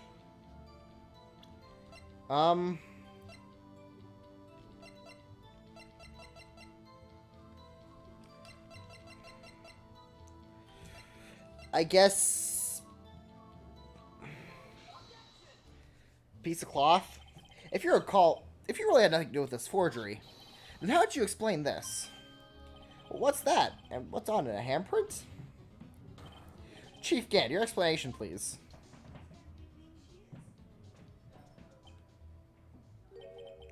I don't know. You tell me, son. Huh? My dear Rhino, don't you know? The second rule of evidence law? Oh, not this evidence law. Rule 2. Unregistered evidence must be presented and must be relevant to the case on trial. Tell me how that rag relevant and how. It appears the defense was not prepared. It's too early to use this piece of evidence. Please accept my profound apologies, Chief. Would you mind giving the defense another chance? Well, okay. But I'll only do it just this once, only because he asked, G. Thank you. I hereby assure you the defense is terribly sorry. Yeah, sorry I didn't nail you.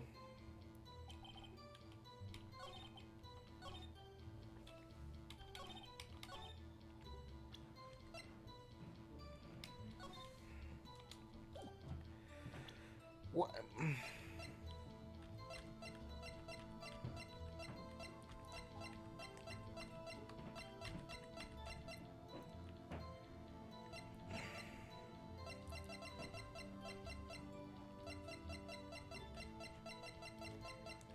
Why can't I just say it's from his safe?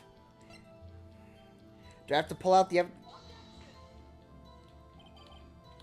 No. I don't.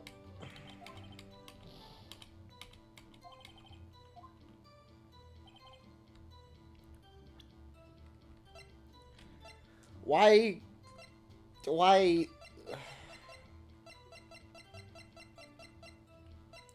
Do you have to use the ID card thing and prove that your ID card is 77777? No, that's not right.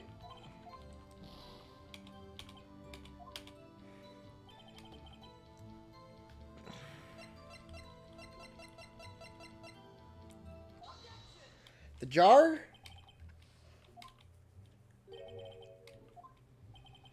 Explain yourself. Several pieces of evidence were found in your office. I showed off a piece of evidence that was hidden in your...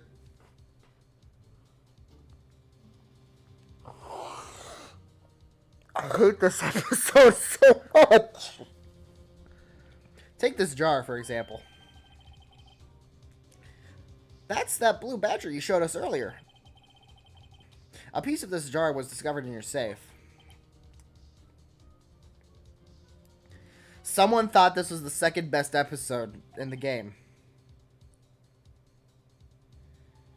Not only that, but the evidence list I presented earlier was actually found inside your desk. It was found where? You see, Chief Gant, these articles of evidence uncovered in your office are both concrete proof that you played a part in the illegal investigation.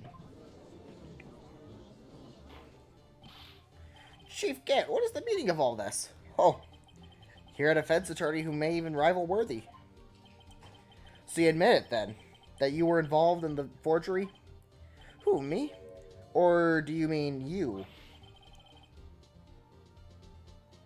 Huh? Well, you were the one who snuck up into my office when you found this evidence. Prosecutors aren't the only ones capable of forging evidence, you know. Defense attorneys can do so too. Isn't that right? Don't you start pulling this. However, Detective Gumshoe was present during the investigation.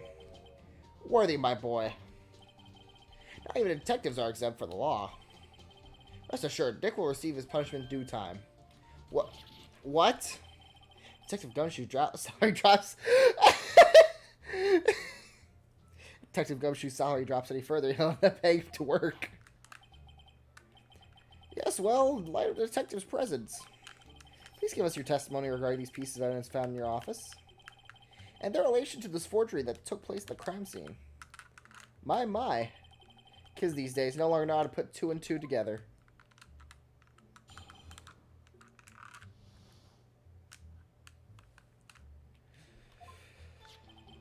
Let's see. What was it now? A jar fragment and a list? For all I know, you could have them planted in my office. Anyways, you can't prove when those pieces of evidence were discovered. They were found after Dark's convicted. They were worthless. There's no reason I'd participate in forgery. Recreating the crime scene wouldn't help me out in any way. Mr. Wright? Yes, Your Honor. When investigating the crime scene, you should have been more careful to observe the protocol. You do understand that I am a chief police, right? There will be consequences. Indeed, I believe I will press charges so you won't make the same mistake again. My apologies, Chief, but would you mind waiting for that tomorrow? Today is, well, you know. Alright, Oji, in return, though. I know, that place, right? Huh, what are these guys, telepathic?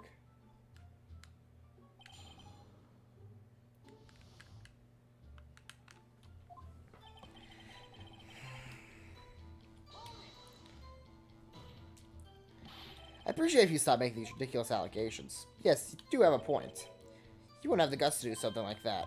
What? I'll have you know, back in the day, I once broke into a cattle ranch and tipped. Okay, maybe this episode can be forgiven. Phoenix did just admit to cow tipping. Mr. Wright, what are you saying? Anyways, you can't prove you didn't carry the evidence, can you? If you have proof to the contrary, you're gonna need it later. Later? What are you talking about? What else? I'm talking about Rhino's prints are found. Yes, they're found inside my safe. They would prove his investigation was illegal. I've never faced anyone as slimy as this guy.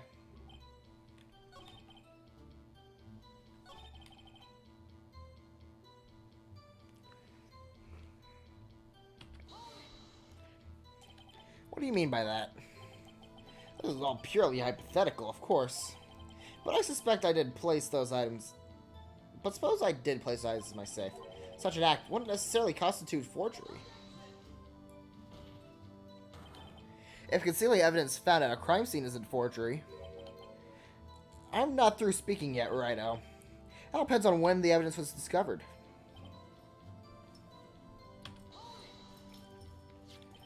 Are you saying this jar fragment wasn't discovered in the initial investigation? It would appear not. After all, it wasn't listed in the evidence list. For all we know, it could have suddenly materialized the day after Dark's sentence.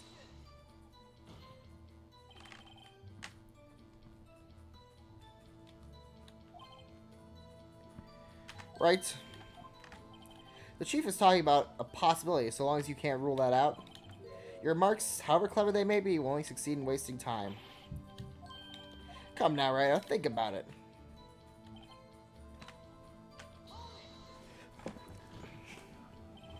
How can you look me in the eye and say that? Because I'm innocent. Remember? Who was it that murdered Neil? Not sure I care for the word murder here. But in the end, the person responsible for Mr. Marshall's unfortunate demise. Finally, someone who used logic to point out that this wasn't an act of murder. This was just a whoopsie. A literal accident slash self-defense. Well, now do you see?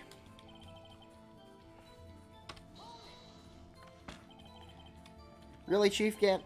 At the very least, there's one large benefit you've reaped from all this. Oh, I wasn't aware. What is this benefit? That would, of course, be the position you have. Chief of Police. Oh. The resolution of the SL9 instance secured your promotion to Chief. That in and of itself is sufficient motive. Ho ho ho! Oh, that's a good one. Huh? Do you really think that I'm that incompetent? What do you mean? If without that case, I was already in line to become next chief. The resolution of SL9 merely sped up the inevitable a little. Is that true, Edgeworth? Yes, he was going to be made chief anyways. Ah, be careful when pointing at that finger, or you might wind up the one being pointed at. So that means there's only one possible motive you could have to commit forgery. If you didn't do it yourself, you did it for someone else. Don't be silly, Worthy. You know me better than that. There are only three people I look out for. Me, myself, and I. There. It's out in the open. Uji, would you mind if I change my testimony a little?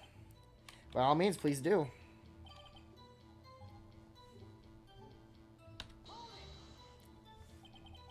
Nothing in it for you? Sorry, but the only person I care about is yours truly. That girl, Lon's little sister, was it? If you think I felt sorry for you, you better think again. You're right, you don't feel sorry for anyone. Be tough on crime and tough on people. That's how I was raised. You seem to be lax enough on yourself, though. Oh, that's a good one, Worthy. Could there have been something in it for him? Sure, you might not help out anyone for their sake, but would it benefit you? You might decide to assist someone. Mr. Wright, it appears you're positively determined to portray the chief as a nice man who likes to lend people a hand. That's not what I mean. Very well, then. Who's the person you believe Chief Gant may have helped forge evidence? Who do you think he helped? Chief Prosecutor Lost Guy? The defendant? I believe it's quite obvious in light of circumstances. Emma Skye fell victim to an unfortunate series of events.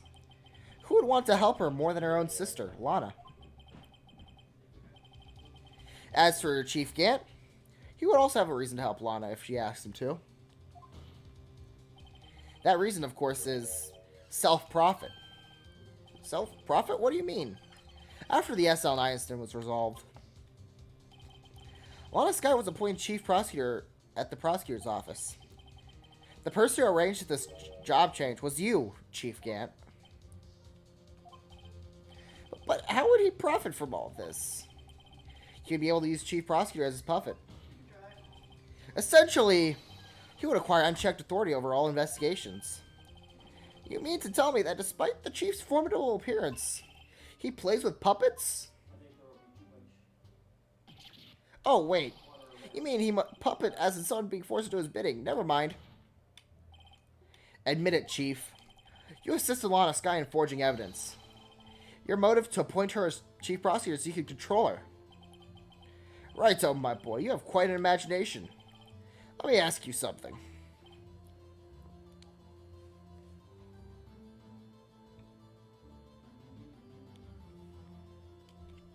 What? Do you have any proof of this, that I controlled Lana? For example, is Lana testifying that I've done such a thing? Lana. You can quite protect Emma. There's no way she'd testify against Gant. I'm afraid without any proof, this all amounts to nothing more than mere conjecture. Unless that is also what happens in this incident. This incident, or which one would that be? Of course I'm talking about the murder of Detective Bruce Goodman. Oh yeah! I forgot that this is what the case was about. The chief prosecutor has been acting strange throughout this entire trial. Almost as if someone has been controlling her. We gotta try and do something. Worthy, you better watch your tongue. I won't want you to get hurt. Just what do you mean? That's a second threat. Two threats. Two threats in the same court trial. In the same court, around the same witnesses. What he means, Your Honor, is that Chief Gant is involved in the murder of Detective Goodman. Not only that, but the Chief is now making Lana take the rap to cover up his involvement. What?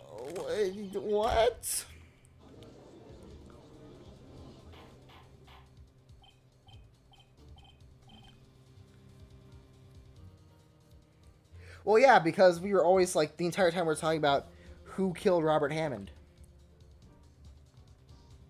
Like, proving that, like, Yanni Yogi, the old man, was the guy that killed him, was part of it. So, like, we were solving two cases at once, but we were focusing on two cases at once. Not one case from 2 years ago, while, oh yeah, this other case happened. Order, order, order. I said order. Mr. Wright, you can't be serious. Huh? This is an affront to the highest ranking officer in our law enforcement agency. To accuse the chief of police of blackmail and murder, that's impossible. Well, apparently the greatest prosecutor in the nation also shouldn't have been accused of murder. But, you know, we did, and we proved it, and he went to jail.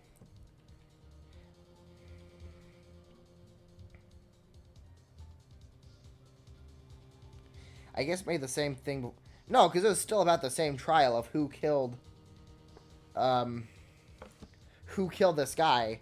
It's just we changed our perspective because we realized that, you know, We weren't figuring out who the Steel Samurai was. We were figuring out who killed the Steel Samurai, because that was power. So even then, it's not the same. Well, he threatened 2 different people, but, you know, still 2 threats. Your Honor, I was merely reiterating what Mr. Edgeworth said in an easier-to-understand language. It's too late, Mr. Wright. There's no turning back for us now. Looks like he's the one who decided to go through with this. Yep, this did happen. Can you prove this, Mr. Wright? That the chief, a high-ranking officer of the law, is involved in this murder? Actually, wait. He also said he wants to press charges on us. So that could count as 3 threats. Though 3 threats in the same court trial. Regardless of his rank or title, Chief Gant is just a man. The question is he a criminal? I believe the evidence will tell. I see. Alright then. Let's see what Mr. Wright got. And it better be good. Show us this evidence that ties Chief Gant to the murder. Detective Goodman.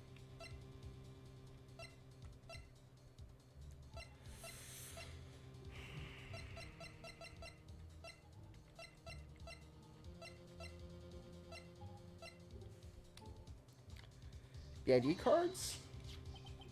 This is the ID card list. Yes, it's the one that shows who entered the evidence room on the day of the crime. There was one ID on the list we could determine the owner of yesterday. 7777777.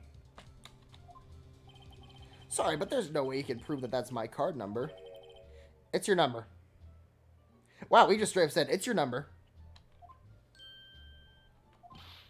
What? How would you know that? The safe of the Chief Gant's office requires a code to open. A 7-digit code. 7 digits. You don't mean... I'm afraid so, Your Honor. You know, the worst part is, the more I look at this, I could see the setup and, like, the overall story. This could have been a good episode.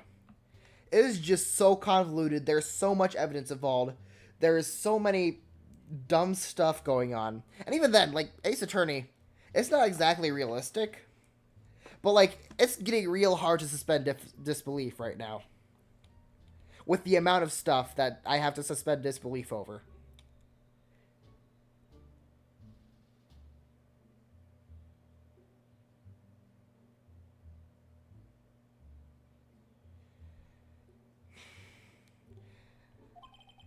The same remaining ID card number on that list. Chief Gant, you entered the evidence room on the day of the crime. Oh yes, that feels so good seeing him pissed off. Oh, I'm feeling so happy right now. Order, order. Chief Gant, what do you have to say? Nothing. The defense's search of my office was in violation of regulations. And I will demand Mr. Wright be punished to the maximum extent of the law. But right now, this court demands your explanation from you. About the use of this ID card.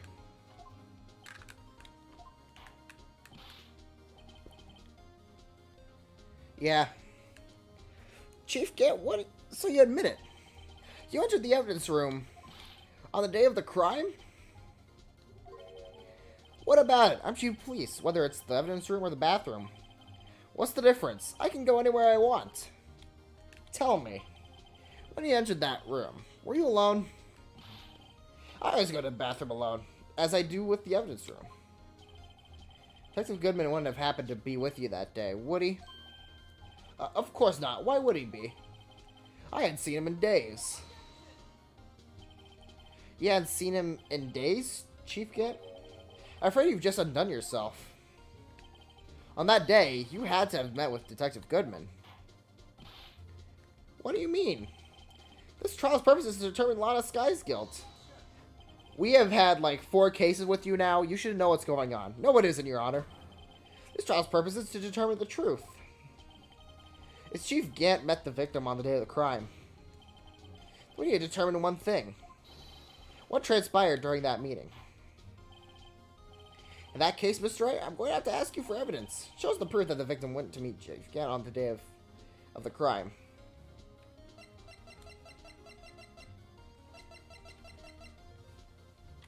lost item report. Detective Goodman lost his ID card on the day of the crime. Or, to be more accurate, Jake Marshall stole it. So Detective Goodman filled out a lost item report. He would have had to give that report to the chief of police. Yet you are in possession of the report. Which means you can't be sure if he filed it. He filed it. How do I know, you ask? Because he needed to enter the evidence room that day. He needed to... Yes, to transfer evidence out. Oh. Detective Goodman took the form to you, Chief Gant. Then, you accompanied the detective to the evidence room. I accompanied him? There's no other way the murderer of and Detective Goodman could have entered the room.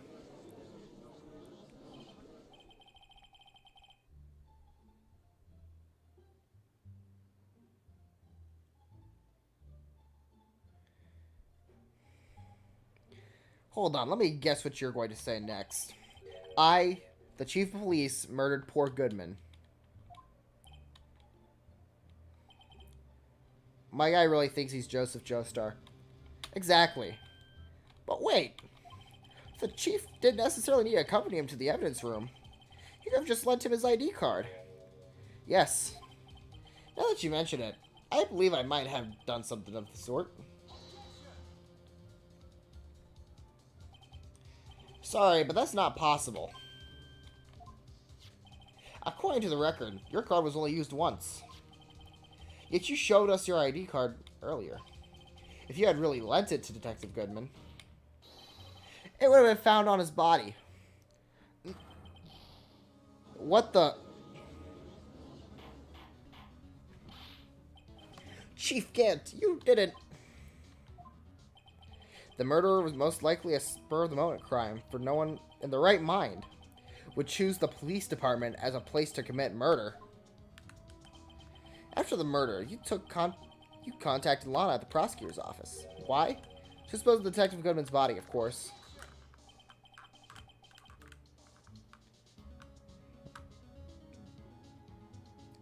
You're forgetting, Mr. Wright, that the victim's body was discovered in the prosecutor's office parking lot. How did he manage to move it there? I was at the police department the entire day, you know. And everyone's aware that Lana stayed at the prosecutor's office after the ceremony. Everyone except me, it seems. Still, you're the chief of police. You have an entire police force at your disposal, and apparently also a prosecutor's office, too. Oh, so you think I just ordered an officer to do it? Hey, you, take this dead body there over to the prosecutor's office. I don't think so. Chief Gant, you left all the evidence we need to prove how you moved the body to the prosecutor's office. And this time I thought I was a useless clue just taking up space. How could the chief have moved the body? Mr. Rice showed the evidence. Screwdriver. That's the screwdriver. This is how he moved Detective Goodman's body. What's that? A screwdriver? What does that have to do with this case? Mr. Edgeworth, think back to the day of the crime. What is the screwdriver doing here? It's here because...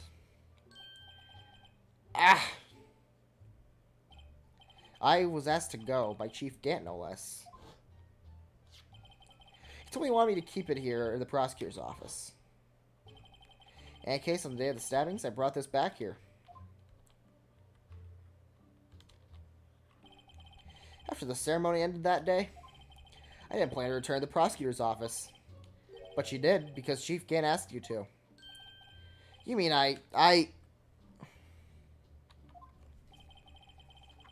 The body was found in the trunk of Mr. Edgeworth's car.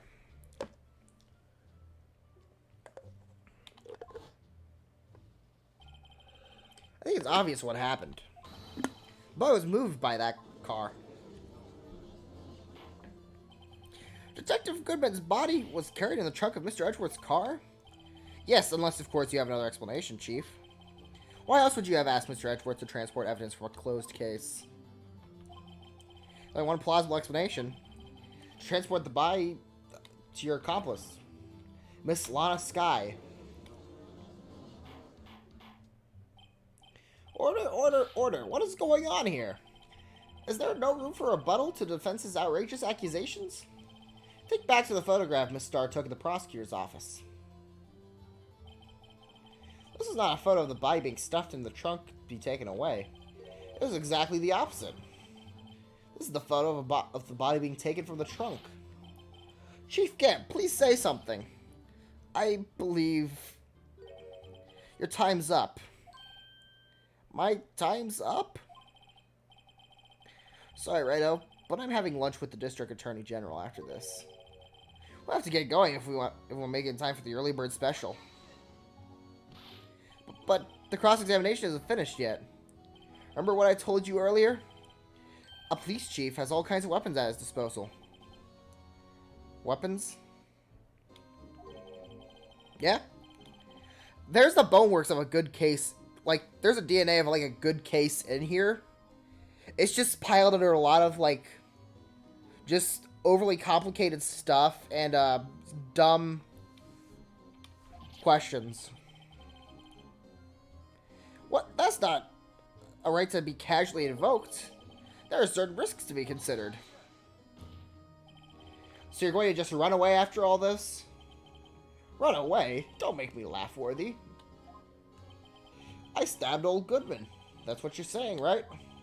But if you had any conclusive evidence, you would have presented it by now. Well, You think I had Lana dispose of the body? If so, then show your proof and get it over with. I'll say it again, Mr. Wright. Damon Gant is the current chief of police. This court will not tolerate any accusations against him without concrete proof. Well, Mr. Wright, Your Honor, do you have any concrete proof? Proof that Chief Gant murdered Detective Goodman and made Miss Guy dispose of his body?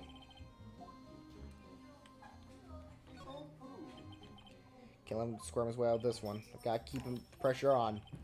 Yes, Your Honor, I do believe I have such evidence. Please hurry up and present it. Just remember, without proof, Chief Gant is the murdered detective. You got a shadow of a doubt.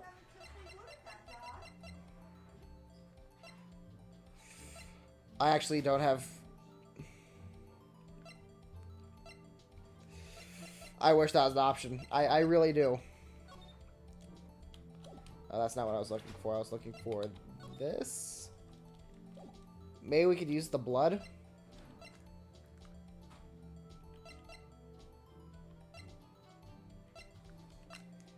Can we use the blood?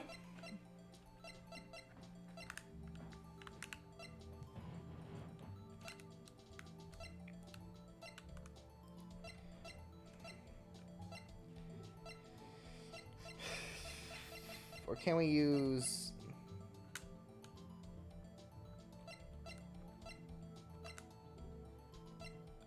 I don't know what to use, actually.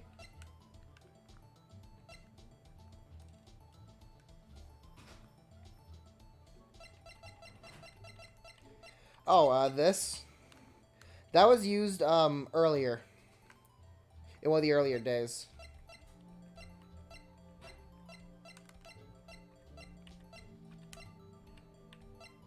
I don't know.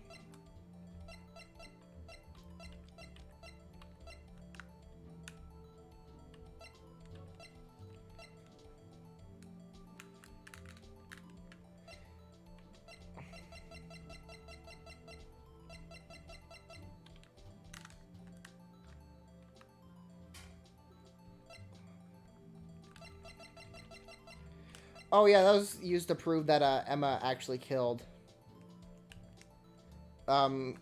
Marshall. The dead Marshall, not the alive one. That's what that was for. Is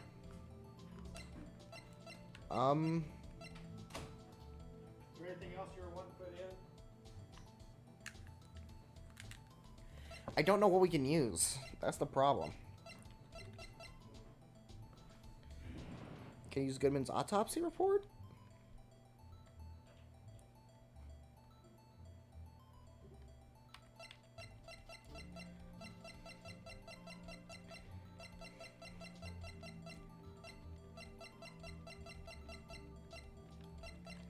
Maybe the knife. Can we use the knife? I don't know.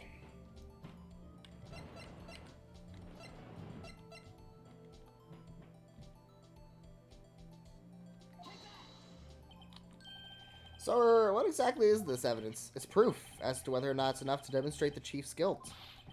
I'll let you be the judge, but I am the judge. Alright. Well, what do you think, Your Honor? I think Mr. Wright is going to be late for lunch.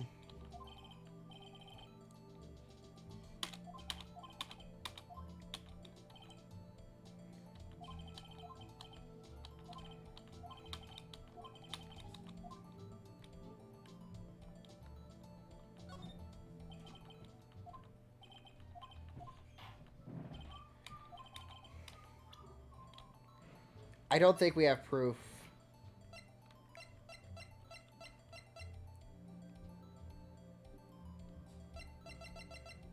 Yeah, we don't have proof.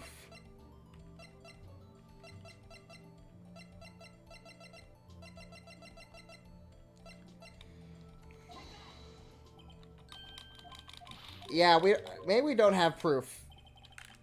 Because they have done this once before in the second episode.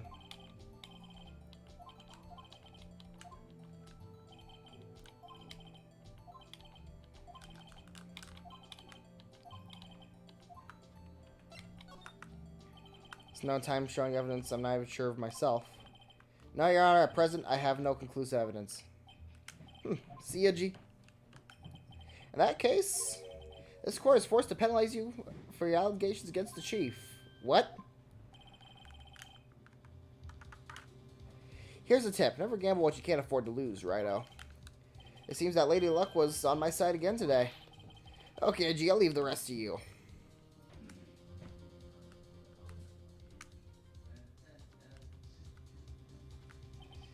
I warned you earlier, Mr. Wright. This is an affront to...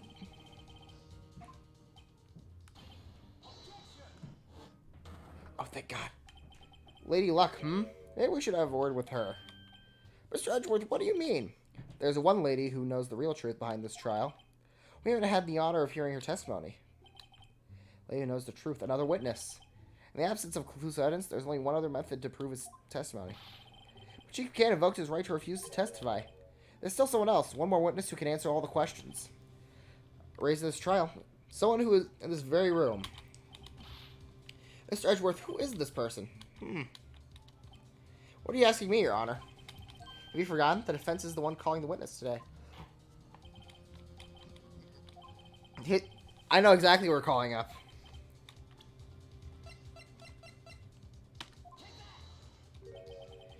The defendant? Miss Lana Skye, she was in the underground parking lot at 5:15 on February 21st. Her task is to dispose of the victim's body.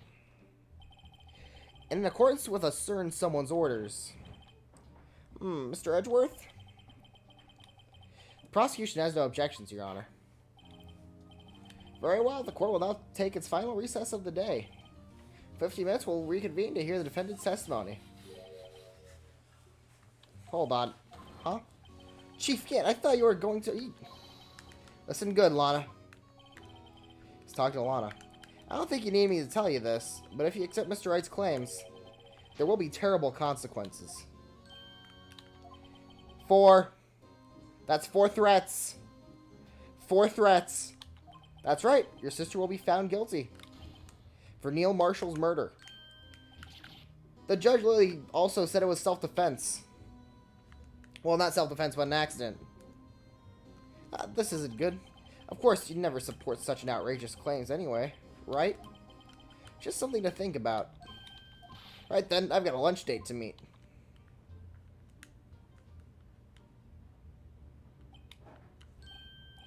Okay, if there aren't any further objections, this court is now in recess.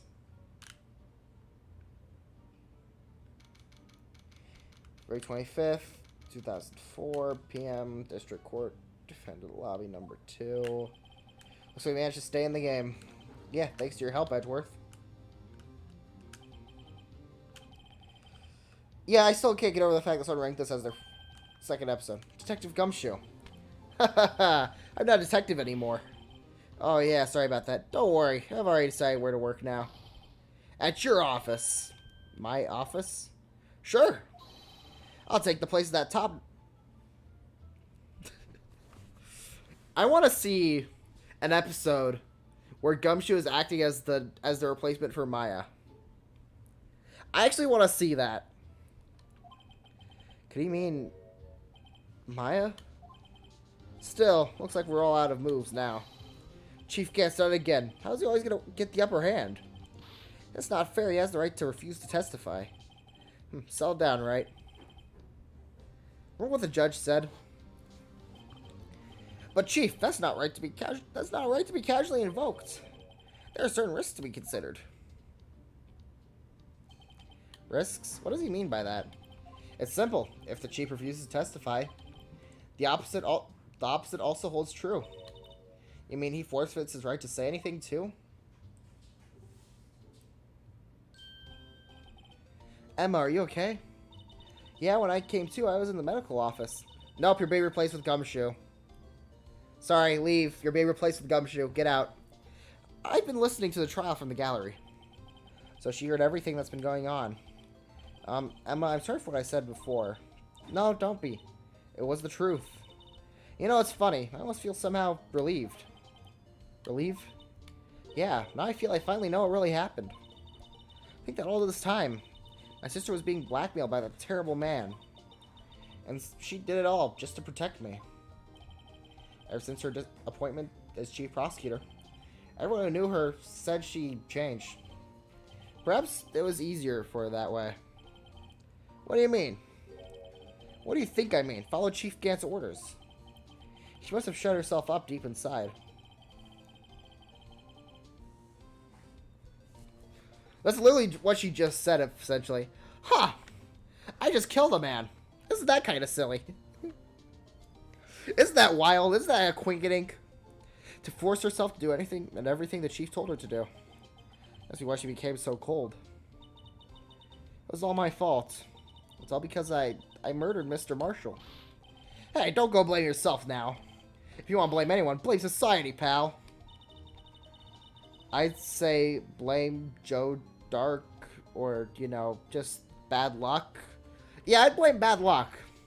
Chief Gant may be able to fool everyone else with this forgery, but he can't fool my memory. I remember now. I knocked Mr. Marshall into that armor. I see. Well, we better get back. It's time for the final act. Emma, why don't you wait? No, I'm going with you. I want to be there. When Lana tells the truth.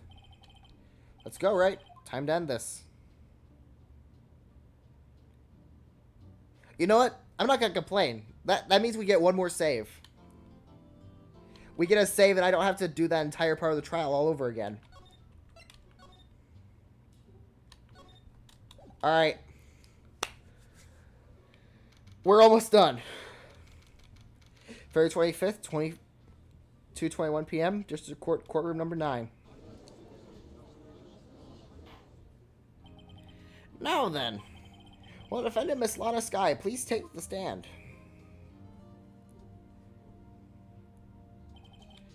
Miss Lana Skye, you're the chief prosecutor. I'm sure you're aware of what is required of you. But, Mr. Edgeworth, you already know everything. You know all I've done the past 2 years. Please just provide the court your testimony, Miss Skye. And remember, you are under oath. We want to hear this truth. Of course, the truth. Lana, no matter what happens, I'll always be your sister. Now then, your testimony, if you will. First, tell us your relationship with the Chief Gant. With Chief Gant. Everything hinges on your testimony. You're the only chance we have to get Gant. Gant and the fabrication. I've been inside Gant for years. There's no truth to his blackmail theory. I fabricated the evidence 2 years ago all by myself. When I found Prosecutor Marshall's body, I rearranged the crime scene. My only motivation was to get Dark's conviction, and it had nothing to do with Emma.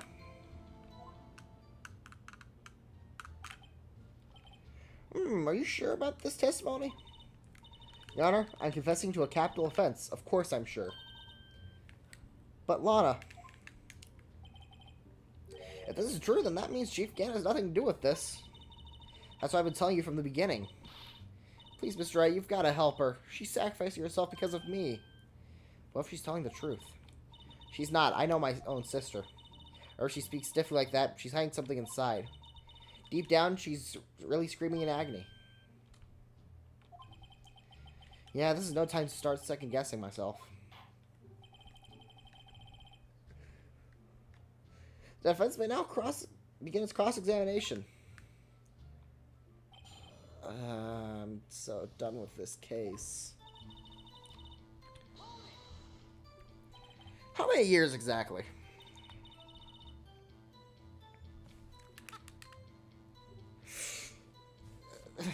Ever since I made senior detective. Let's see, I was 24 then, so that'd be 5 years. Detective Gant and Detective Sky were legendary partners. I personally saw them testify in numerous cases. She must have been a good coming from the same school as Mia. You know, a law school where they teach law and not, you know, police investigation, stuff like that. David again was a respectable detective. That's why...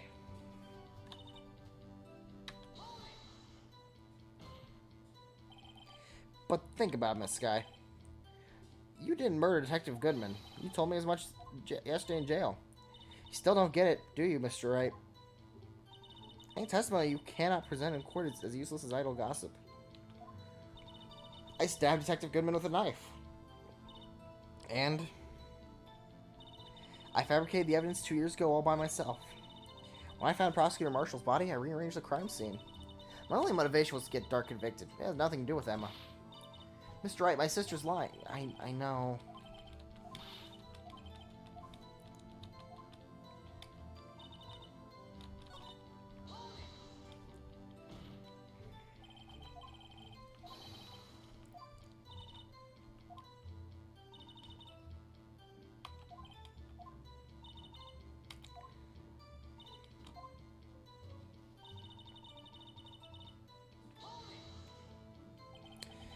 Did you do so to help your sister?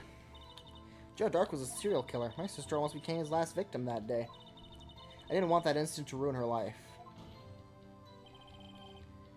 But what she did was justifiable self-defense. She wouldn't have been charged with anything. That's not the point.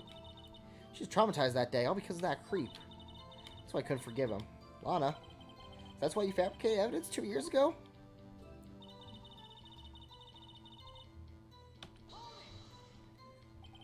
You say you did this all by yourself? Yes. Would you mind telling us what you found when you arrived at the crime scene? Seems I was the first person to discover the scene. The broken prosecutor award knife was stuck in the victim's body. What? But Prosecutor Marshall died from an unfortunate accident. That was only a situation you dreamed was possible. The reality is, it wasn't my sister who took the prosecutor's life. Fantasize all you want, Mr. Wright, but you'll never change the statement. You mean, Prosecutor Marshall wound up being killed by Dark? Something like that. If that's so, what happened to the other murder weapon? Dark was carrying a switchblade knife. Oh, that was lying on the floor a little distance away. That was probably knocked away in the struggle. Now it went down, she's trying to cover up with more lies. All just to protect me. So you found the crime scene like this. What'd you do after all? This is what everything boils down to. Yes.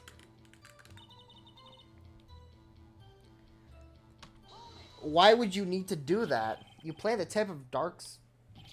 Then you move the body? Why would you do that? You of all people should know, Edgeworth. You've always had a good head on your shoulders. My head isn't that bad, but maybe I ought to ask for the sake of others.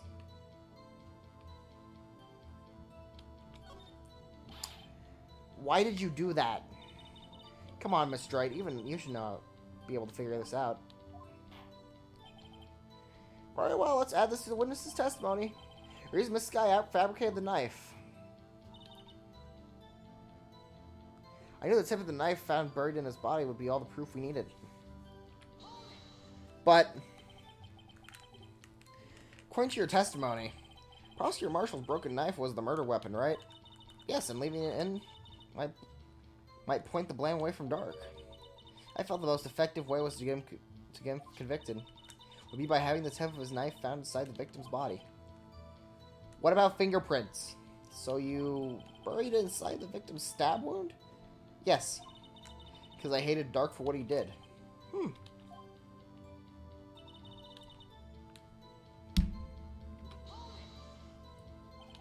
So you rearranged the crime scene. Are you sure you didn't do it to keep Emma from looking at the murderer? How many times do I have to tell you, Mr. Wright? Emma didn't do it, period.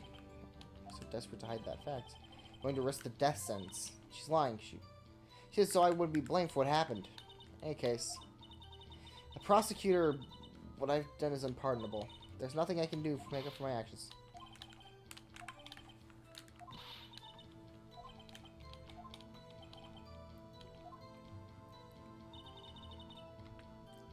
Wrong side Gant for years.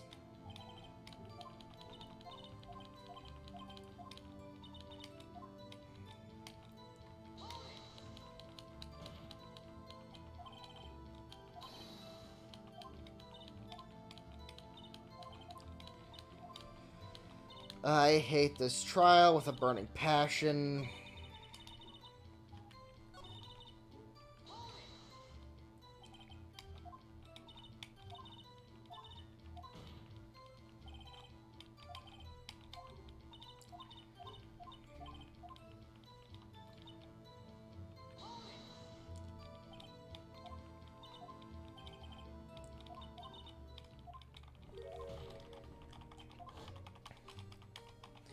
So she's just directly just changing things up, despite what we've proven so far.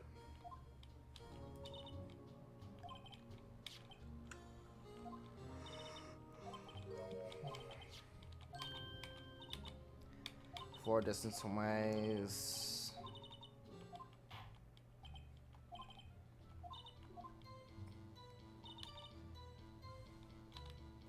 No, I can't switch it. Alright, it's probably gonna be something to do with this.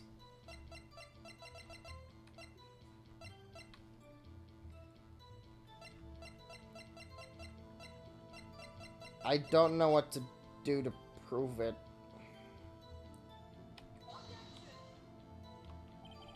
Your Honor, what do you think about the witnesses? What?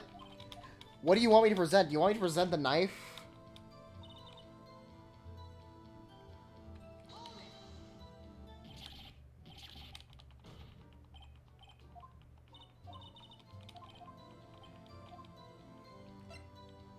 Why did you move the body? When you showed up to the scene, it was where you deduced by Chief Gant's desk, but the body was found by your desk. Why did you move it there? The reason for that is simple. Let's have the witness explain in more detail the reason why the body was moved. Pieces of the jar shattered during the event may threaten my plan. Alright, let's use the jar, because that's kind of stupid.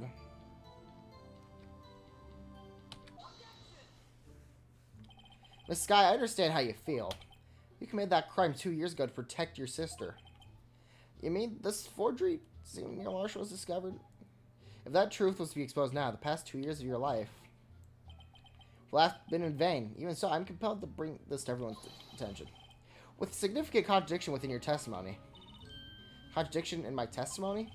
You testified, and I quote, "A piece of the jar that shattered during the event threatened my plan." That's right.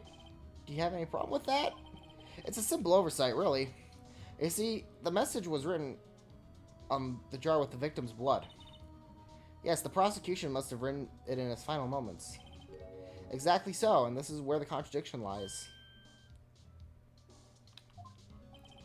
In order for the victim to be able to write his message on the jar, must not yet have died before it broke. Ah. He could have written Emma's name on the shattered jar. I hate this. Order. Your Honor, it would appear more information is needed to regard this jar and its bloody message. Maybe missing something critical here. Something critical? Chief Prosecutor? It seems you're as in the dark as we are about the truth towards which we're headed. What? Just tell us exactly what you saw. We'll piece together the information to arrive at the truth. Very well, the witness may continue her testimony. I hate this so much.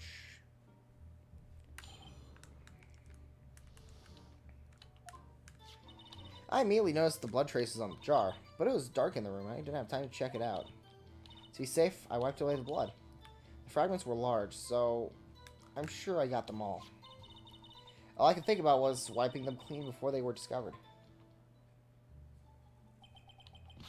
I mean, you were the one who wiped away the message in blood? I wasn't chief prosecutor at the time. I didn't think Dark was the real murderer. That's why she tried to erase the real evidence. Very well, the defense may now cross-examine it.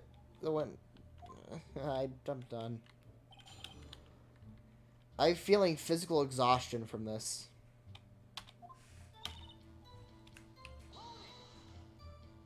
So the jar was already broken.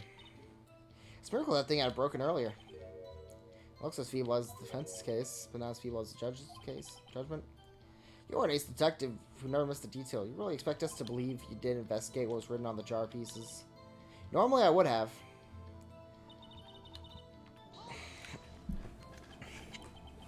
So you didn't know your sister's name was written on the jar? No, if I had known. I would have gathered all the pieces and ground them into dust. Well, that helped my case. Lana, you do that for me? You two might make up yet. Anyways, I just barely had enough time to move the body. Honestly, I'm not even sure if I want to read. I'm not even going to bother reading at this point.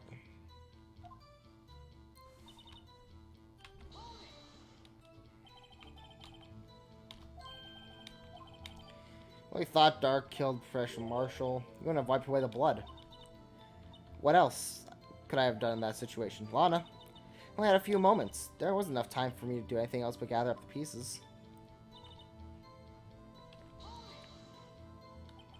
But how could you see with the power out? It should have been pitch black in that office. Detectives have always prepared, Mr. Wright. Even though I always carry a pocket light and a camera with me. Even I carry a bottle of emergency luminol wherever I go. I never miss everything. I got every last piece.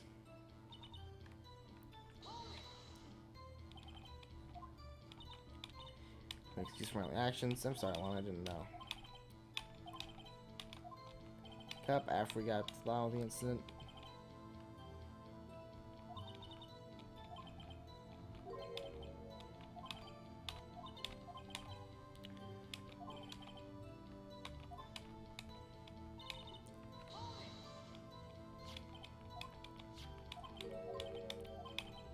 So I'm guessing the contradiction is the fact that you have a flashlight.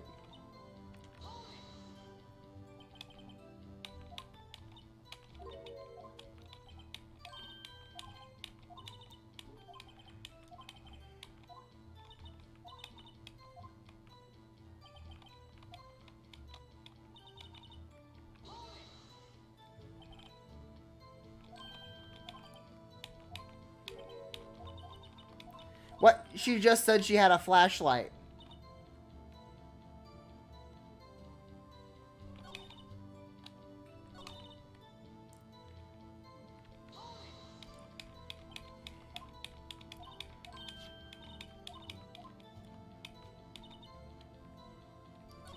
Items are so large, I'm sure I got them all. You know what? I bet I have an idea what the contradiction is. Miss Sky, I believe this jar conceals a truth even you were unaware of. What? We found the final piece of the jar in Chief Gant's safe. In the chief's safe? But how? I knew it. She really didn't know. There's something even more disturbing about that final piece.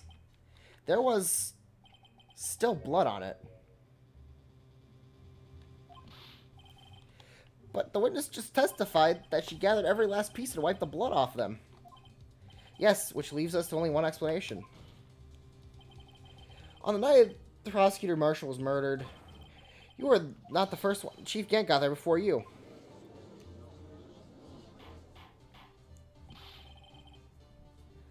I think that's what she was saying, yeah.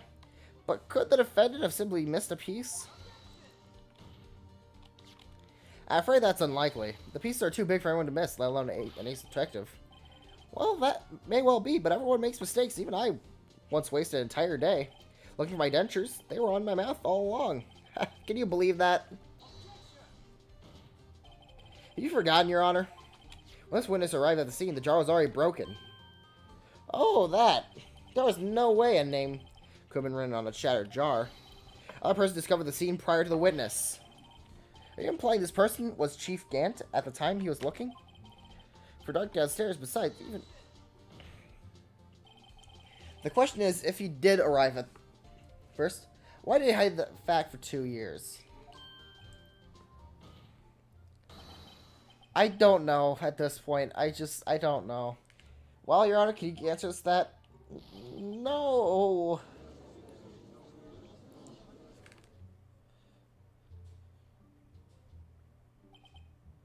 Wait, I'm not the one on trial here. Damon Gant arrived at the crime scene prior to the witness.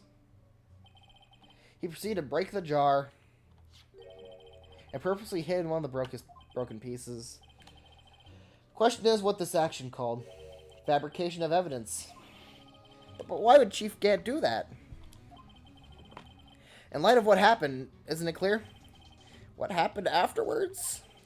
Discovering the scene, Lana Skye believed her sister Emma killed the victim. Determined to help her sister, she sought Gant's aid.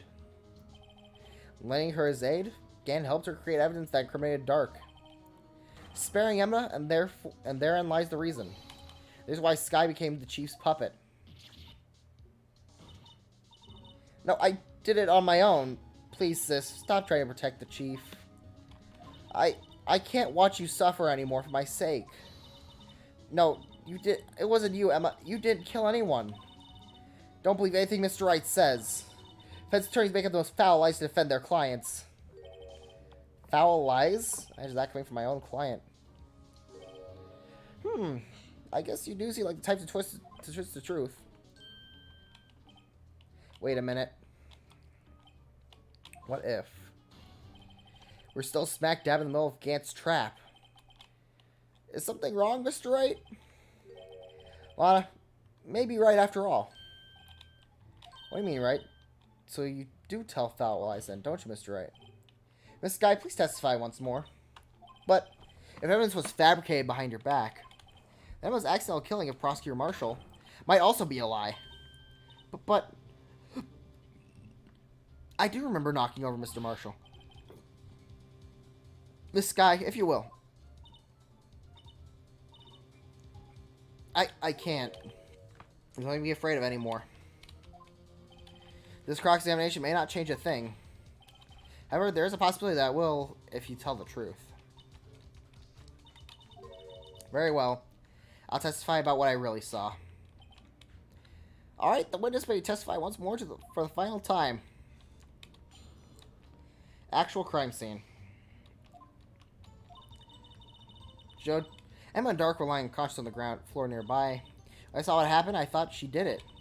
That's why I erased all the evidence and linked her to the murder. I had Chief Gant help me remove the body from the sword and carry it. But if it all really was fabrication, Emma might be innocent. Unbelievable. The body was impaled on the armor's sword? We just said that. You were the only one who saw that. If only you had proof. Actually, I do have proof.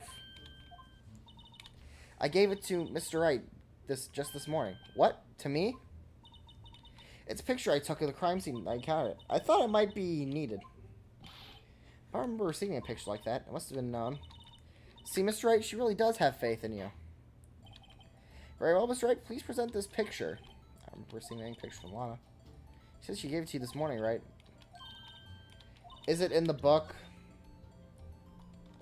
It's in the book, isn't it?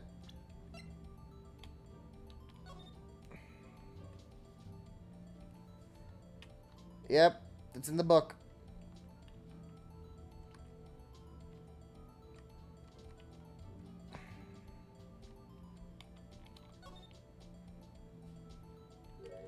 Yep, there it is. Hey, there's a picture here.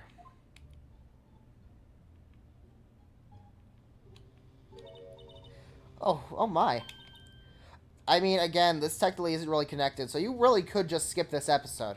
This is the actual crime scene. No other detective saw the crime scene like this. Because I contacted Criminal Affairs only after I rearranged everything. Last picture inserted into the court record.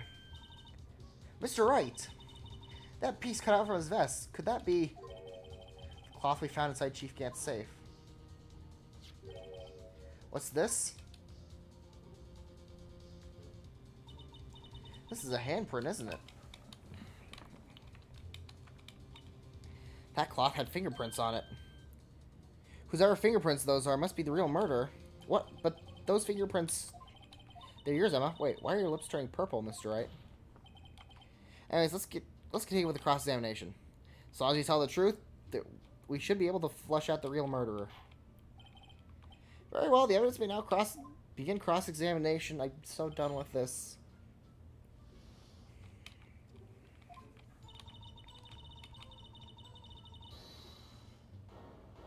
What the... Come now, Uji. This is the poor excuse for a trial I've ever seen. Chief Gant? What, now you want to make me out as the bad guy too? If so, I'd like to put a word or two in my defense. I'm afraid it's too late for that. What? I declined to testify. That means you forfeited your right to make statements of any sort. This must be that risk we were talking about earlier. Just sit back and relax and enjoy the sound of noose tightening around your own neck.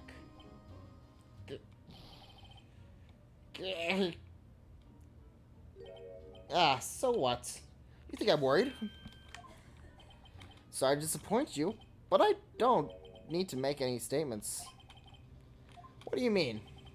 The evidence will do all the talking for me. Even if I can't testify, I can still present evidence. Yes, that's true. Wait, you mean... You still have some conclusive evidence? No, I don't. But someone does. Someone? So what's your excuse, Righto? Why have you been keeping quiet about it? You do have something to show us, right? So it proves who knocked over Neil Marshall and caused his death? So there's no room for doubt behind. Is this true, Mr. Wright? If I show that piece of evidence now... Emma should be made out as the murderer. Mr. Wright, if you have any more evidence, present it now as you try to conceal anything. You'll be the one appearing before the Board of Inquiries. What do I do now? Present that piece of evidence, the one that really shows who killed. Yes.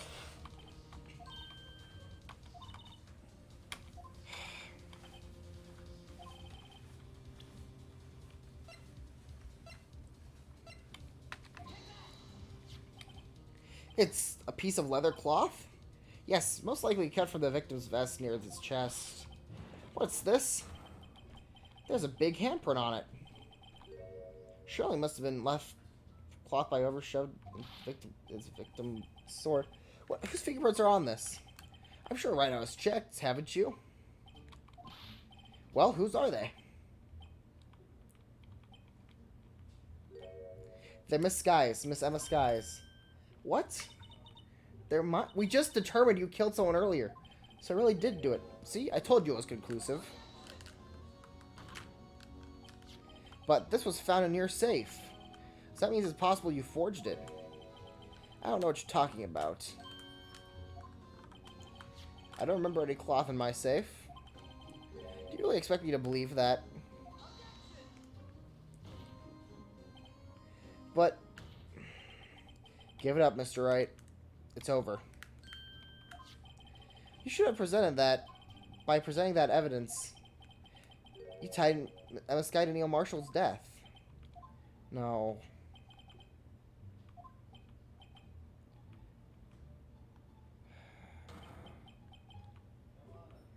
No, we're not getting a bad end for this, are we?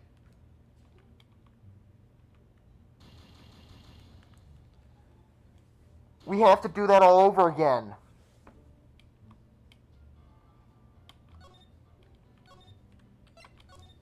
No! I hate this game. I hate this game.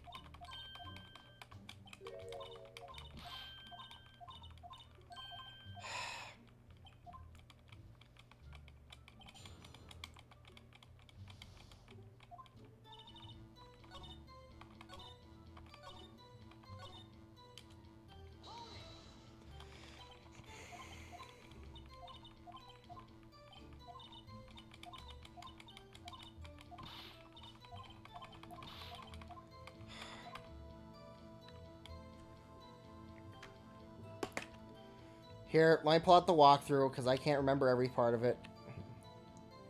And I'm not playing this entire thing normally again because I don't want to do that.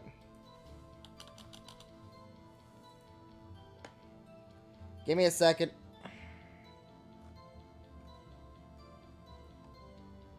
Jesus Christ, I hate this. Just a burning agony.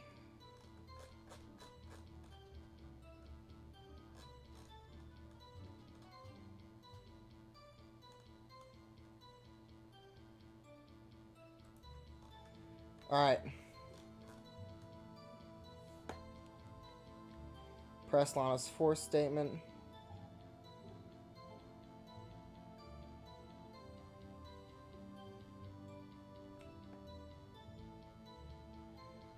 Force statement.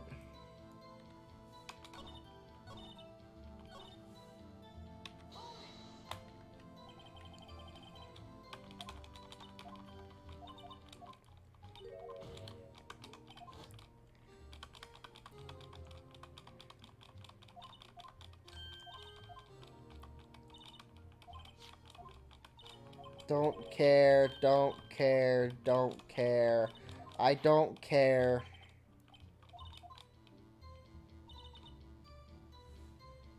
Press on that. I literally do not care.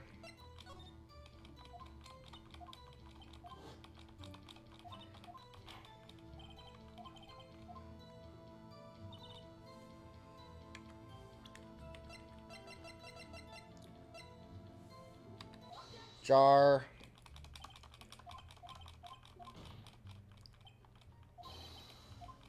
Yeah, it's my favorite case in the series. I hate this case. I hate this case. Alright.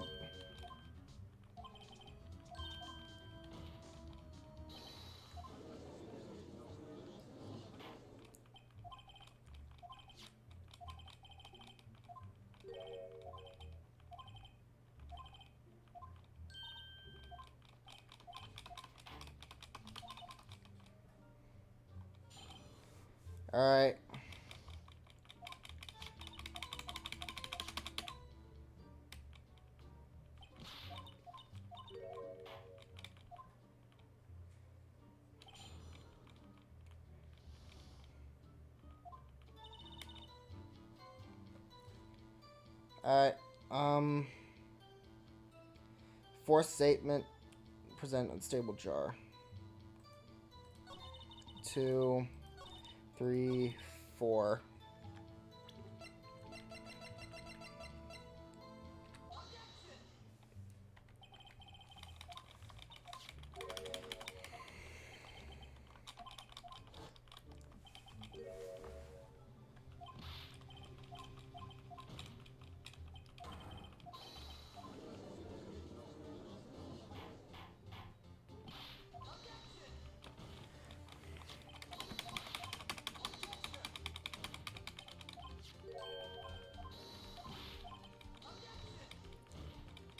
I don't care.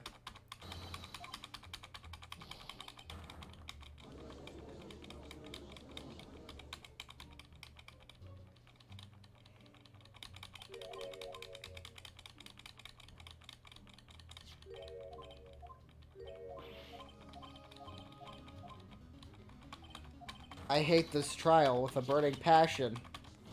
Why do so many people like this trial? It is awful. There is no joy or happiness to be found in this.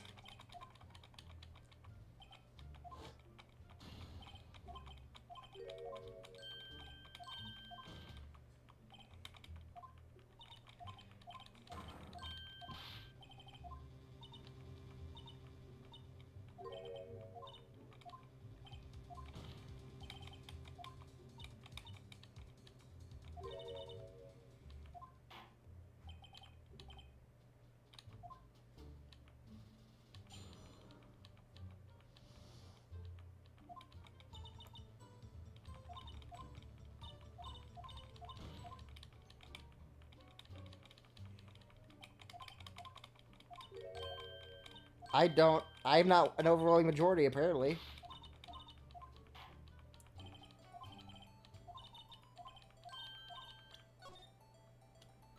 No, not there.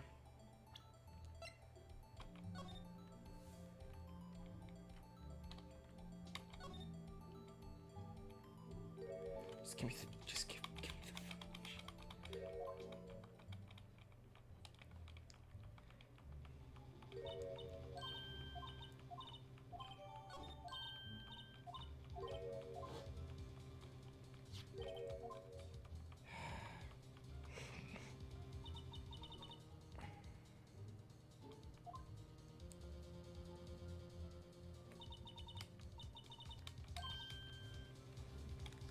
I just want this to be over.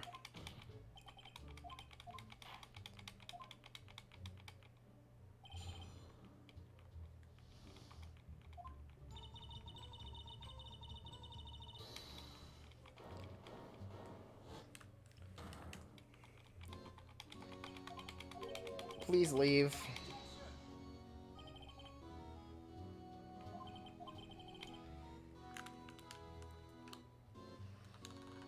The problems are it's too long in Edgeworth's arc.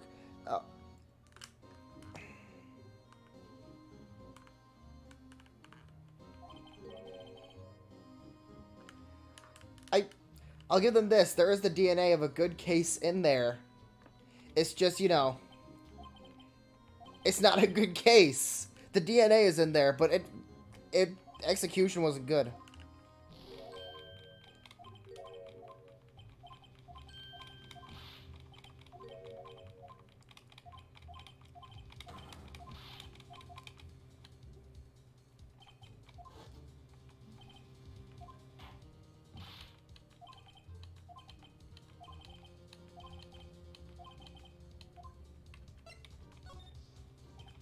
Your Honor, I don't have any evidence I can present at this point in time.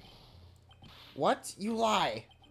Chief Gant, you opened my safe. You know you took what was inside. Conclusive evidence that... I don't know what you're talking about.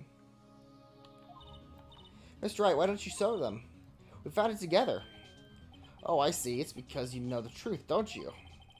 You know his fingerprints are on it. That's why you won't present it. What are you talking about, Chief Gant? Can't you figure it out? Take a good look at this picture. See the victim's vest? Notice anything odd about the chest area? It's like part of it's been cut out for some reason. You mean you had this in your safe? What? That means you're the chief of police. You've been concealing evidence? This is going to be the biggest scandal in the history of police department.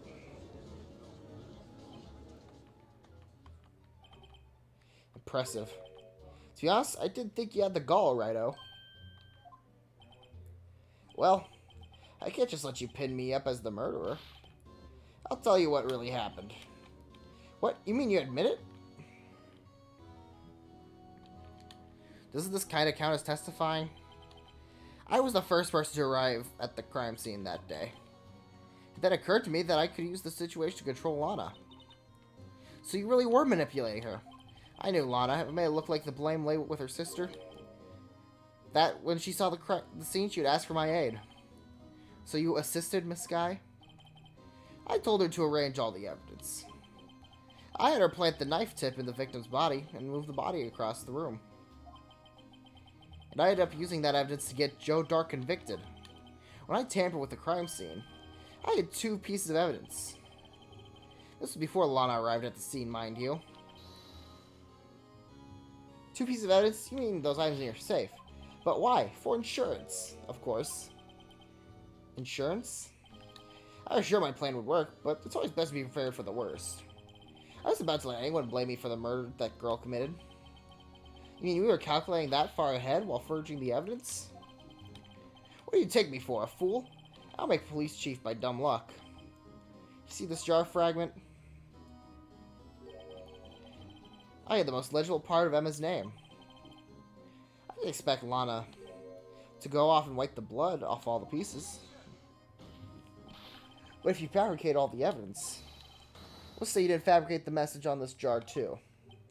Ho ho ho! Some people just don't know when to quit, do they? That's why I kept one more item for insurance. You mean that piece of cloth?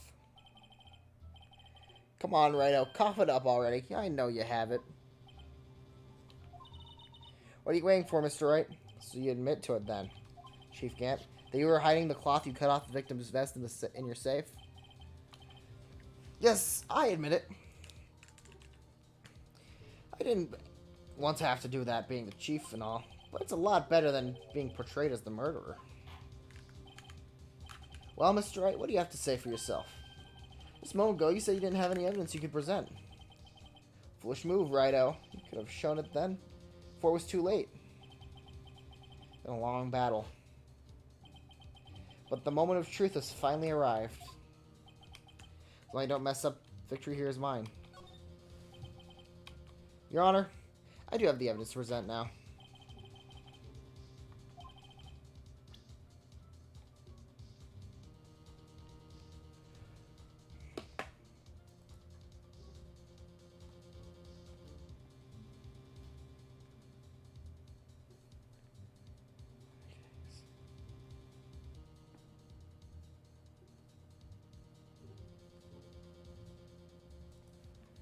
Okay, so we do present it.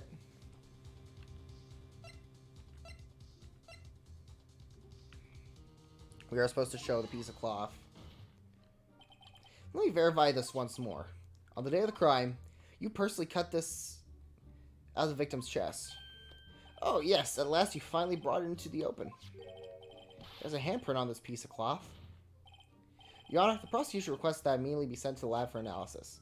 This handprint on the leather must have been a strong impact for it to be left so clearly. You mean, it could not have been forged? It must be authentic, conclusive evidence. Ho ho ho! You're slow and neotic as ever, Worthy. What? Think about it. Rhino had this evidence to prevent this. Yet he was reluctant to do so. Why would that be? You mean you already know? You know his fingerprints are on this?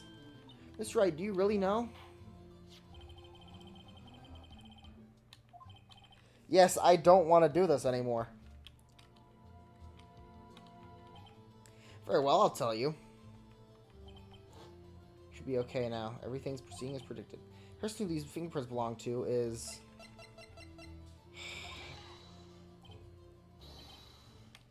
Emma Skye? What? They're mine? I'm sorry, Emma. But why? You mean to tell me... I don't know. Maybe it could have. Maybe it couldn't have. I don't know anymore. Oh, you really are something, Righto. You knew this girl did it all along, and you still tried to pin the murder on me. So it's true. Tragic, but true. This girl really did shove Prosecutor Marshall to his death. How could you? You monster. Miss Skye, you knew his fingerprints were those all along, and yet you acted like she really didn't. Miss Skye, it's not over yet. What? I said this trial isn't over yet. Ha! I'm afraid it is over, boy. Not only this trial, but your career, too. You purposely concealed this conclusive evidence. That, my friend, is a serious offense. I'm looking forward to pressing charges after the defendant is convicted. I'll have your badge, boy. What's the matter? Cat got your tongue? Aren't you ready to tell us how it feels? How it feels to be single-handedly turned into a poor little girl into a murderer? Before I do that, there's just one thing I have to clear up. Oh, and what's that? Who really killed Prosecutor Neil Marshall? Chief Gant, you are absolutely right. This piece of cloth proves who the real murderer is. Just who killed Neil Marshall, you ask? It was on Skye, wasn't it? I'm afraid that's not possible. You see, this piece of cloth contains a critical contradiction. What? A contradiction? What's this fool babbling about? I'm telling you about a contradiction. One that proves who the real killer is.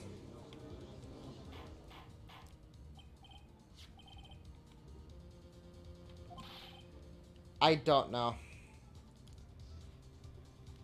What could it be? Maybe someone else has found something in this case that I'm not able to find. I don't know. Chief Gant, your tyrannical reign ends here. Behold, the piece of evidence that contradicts this cloth.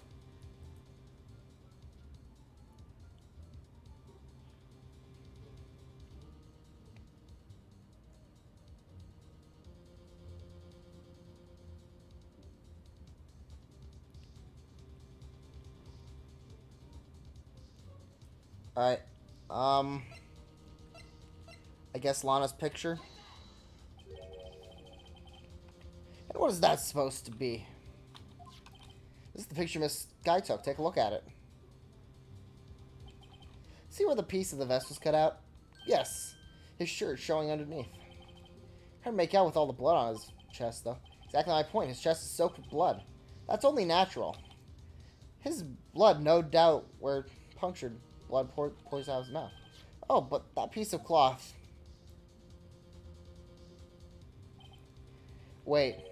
There's no blood on it. Ugh. Some of Sky's fingerprints are on his cloth. There's no doubt that she shoved the prosecutor aside. However, Mr. Marshall was not impaled on the sword at that time.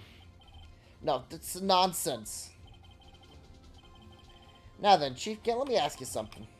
Prosecutor Marshall was not impaled when he was shoved aside. Most likely his head on the ground was knocked out. If so, then tell me, who could it have been? Who arrived at the scene before Miss Lana Sky? Picked up the unconscious prosecutor and impaled him on the arm. Then make it look like Emma was responsible for the prosecutor's death. Said person proceeded to write her name on the jar with the victim's blood. That jar they broke on purpose, just to leave behind a clue. Make Lana believe her sister did it. Remember what you admitted only 2 minutes ago? That you personally cut the bloodless piece off the victim's chest. Ironic, isn't it, that the very act of creating insurance just proved you were the actual murderer. No! It's finally all over. Am I done?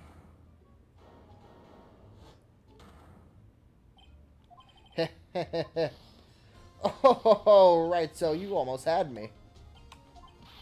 Sorry, but you'll have to do better than that. I refute your allegations. What do you mean refute his allegations? You see, this piece of cloth, it's legal evidence.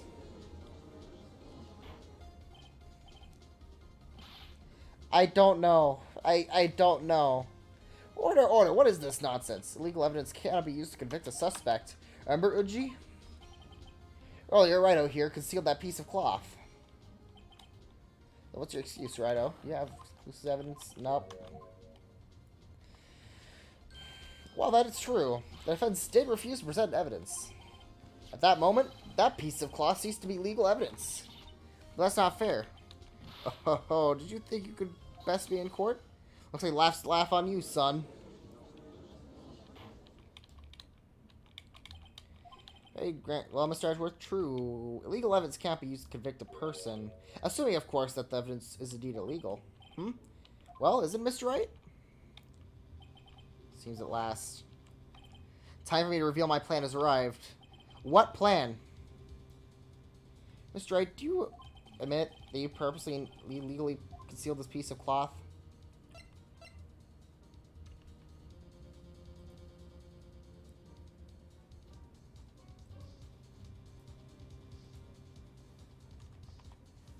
I did not. I admit I refused to present it at one point. So the evidence is illegal. No, it isn't, Mr. Gant. It's not that I didn't present the evidence then. It's that I couldn't. What do you mean you couldn't? There are certain procedures involved in presenting evidence. No, don't listen to his lies. He's nothing but a coward. You can't really believe. There's only one issue left to be resolved at this trial. Is this evidence legal or not? Very well, let's settle this once and for all. Earlier reviews said evidence. If you prove your conduct was not in violation of the law, do so now. Alright, next. Present evidence law.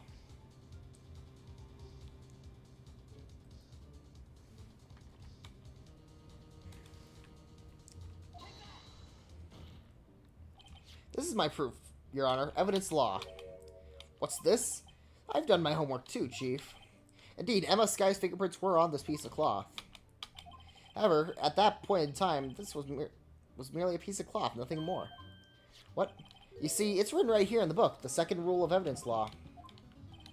Rule number 1, no evidence shall be shown without the approval of the police department. I found this piece of evidence myself, inside your safe. Well, I'm saying that I did not have the approval of the police department. Rule 2. Unregistered evidence presented must be relevant to the case on trial. And here's the crux of this matter. You see, at the time it was possible for me to prove the relevance between the cloth and the SL9 incident. What kind of nonsense is this? You want relevancy? Just take a look at this picture and... Sorry, but can't you recall? When was that picture presented? It was shown only a few moments ago. No. He's right. At the beginning of today's trial, that piece of cloth was still meaningless. The person who gave it value as evidence was you, Damon Gant. You'd confess to a certain truth. Rise once more. On the day of the crime, you personally cut this out of the victim's chest. Oh, yes. No! It was then that you approved this cloth as conclusive evidence. Yes, you, the chief of police, personally approved this cloth. The only person who could have cut this from the victim's vest was the one who stood before Prosecutor Marshall in his final moments. In other words, the real murderer, and the only one could have been Damon Gant. The killer was you.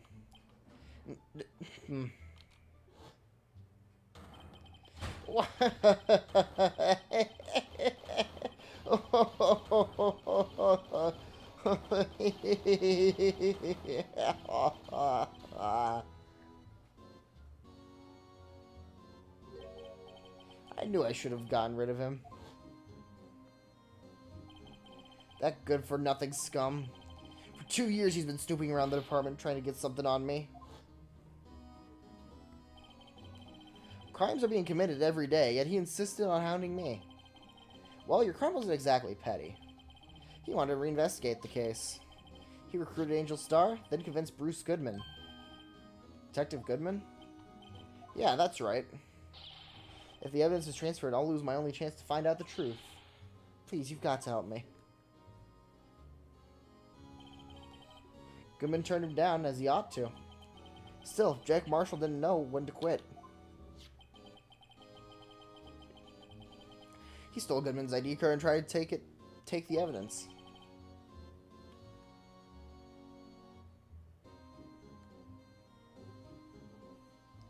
Yep. I mean, I'm feeling something, but that's just because I finally don't have to do this anymore. He wanted to file a lost item report. I went with him to the evidence room. Then all of a sudden, he decided to speak out. What are you talking about, Goodman? Can you please reopen the investigation, Chief? You can't transfer the evidence out. There's too many questions left unanswered. Opened his evidence locker, and as he was taking the evidence out, he said, "It's not too late. I'm going to hand this all over to Marshall." Well, to be honest, I was a bit taken aback by his words. He had a bad feeling when he came to see me, but I never thought he'd bring up SL9. That's when I saw that accursed knife.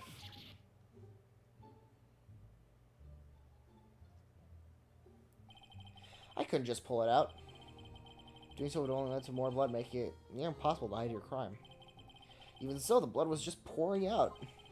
Didn't know who might stumble in, so I hurried to wipe it up. I was worried so much about the floor, I didn't realize my fatal mistake. The bloody handprint on Detective Gumshoe's locker. I used to be known as the crime computer, but everyone had to start somewhere, I guess. I was too nervous. I had no business doing any of it. You put the body in my car? I'm sorry, I couldn't think of any other way to move the body. I broke your trunk. What's the big deal? You made a lot more than us detectives ever will. Leaving the prosecution's car aside. How did you even involve Miss Sky involved in this whole incident? Well, she had as much to lose as I did if the truth came out. So you took the evidence from Detective Goodman's locker? I felt bad for having to do it. I also didn't have time to pick and choose what to take. So, you just left the jar fragments in the glove? Yeah, looks like I was better off being an investigator of crimes than a committer.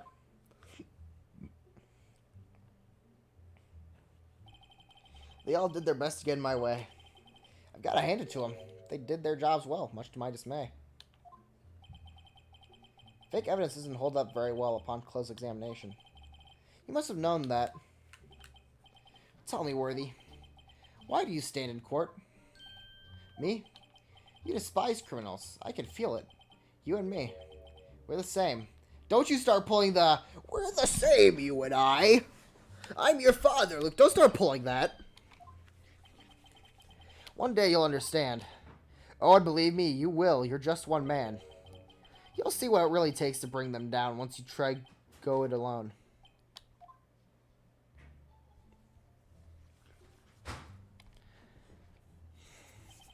Well, looks like it's time to say goodbye. Oh, gee.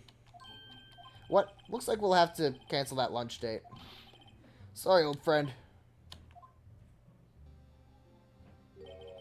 I'm sorry too, Damon Gant. I'm not sorry.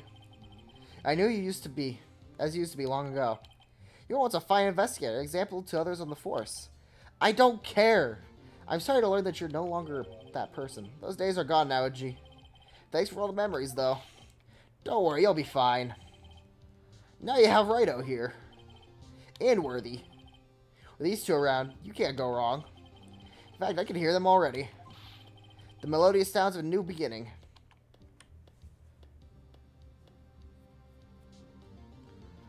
Edgeworth is just edgy. There is a complete difference. There are two things I want to understand. Yes? First, your sister never hurt anyone. Second, Damon Gant betrayed you from the beginning. You see, Miss Sky? You no longer have any reason to keep silent. You're right. This trial's over, I'll tell everything. All I've done these past 2 years, from the time I had Gant help me forge evidence up until today. So, it seems the questions raised in this trial have been answered. I'm sorry, Miss Sky, I couldn't get you out of all your trouble. My, what a high standards you have for a rookie.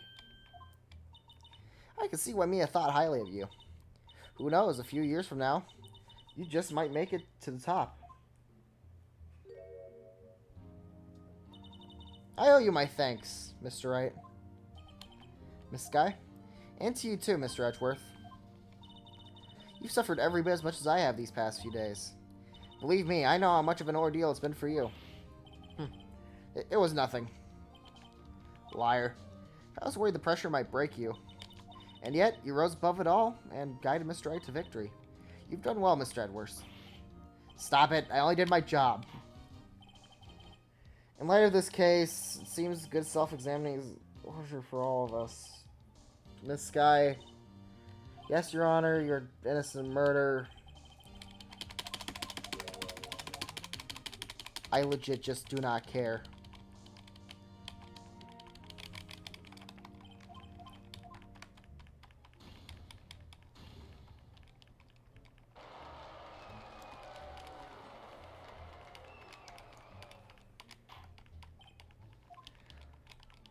I'm done with this case.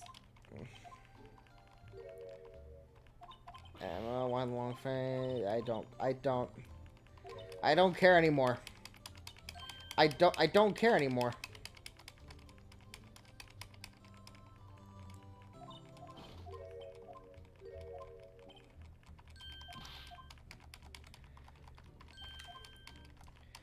We've done this joke 3 times now. I don't care. I don't care. I don't care. I don't.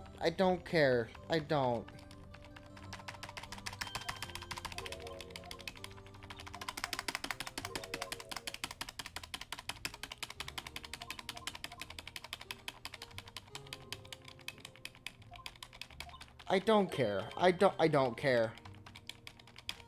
I don't care. People like this episode.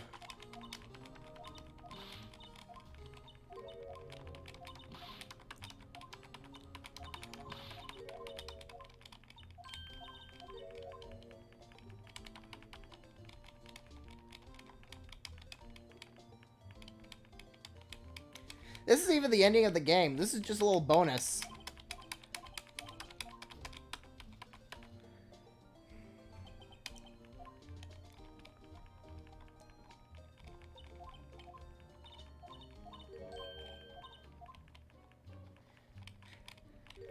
I'm guessing people were like just, I don't know, surprised by all the fancy stuff, and that's why people hold him in such high regard.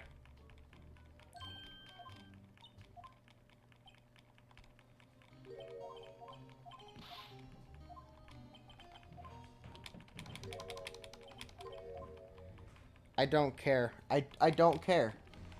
I just want...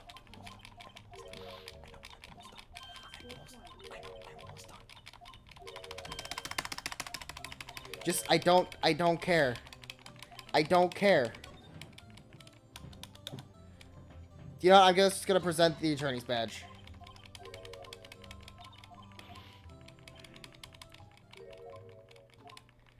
See ya. Get out of here. Leave. Why does this ending sequence have to be so long? The trial's over.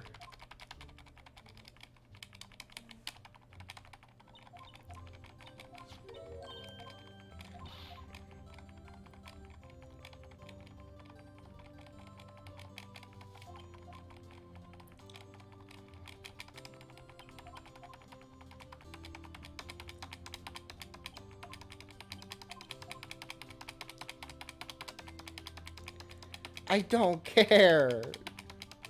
Please, just let the game end. Let the game end. Please. You don't need to keep this drawn out. End the game. End the game.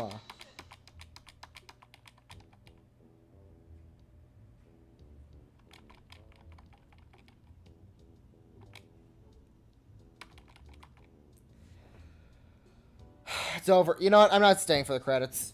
No. I'm ending the stream off. I have work to go to. I can't keep going. Alright.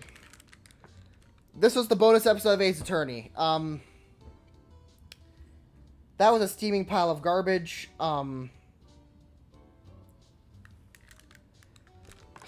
I've got work to get to. There was the DNA of a good case in this episode. It's just... It just wasn't. It wasn't designed well.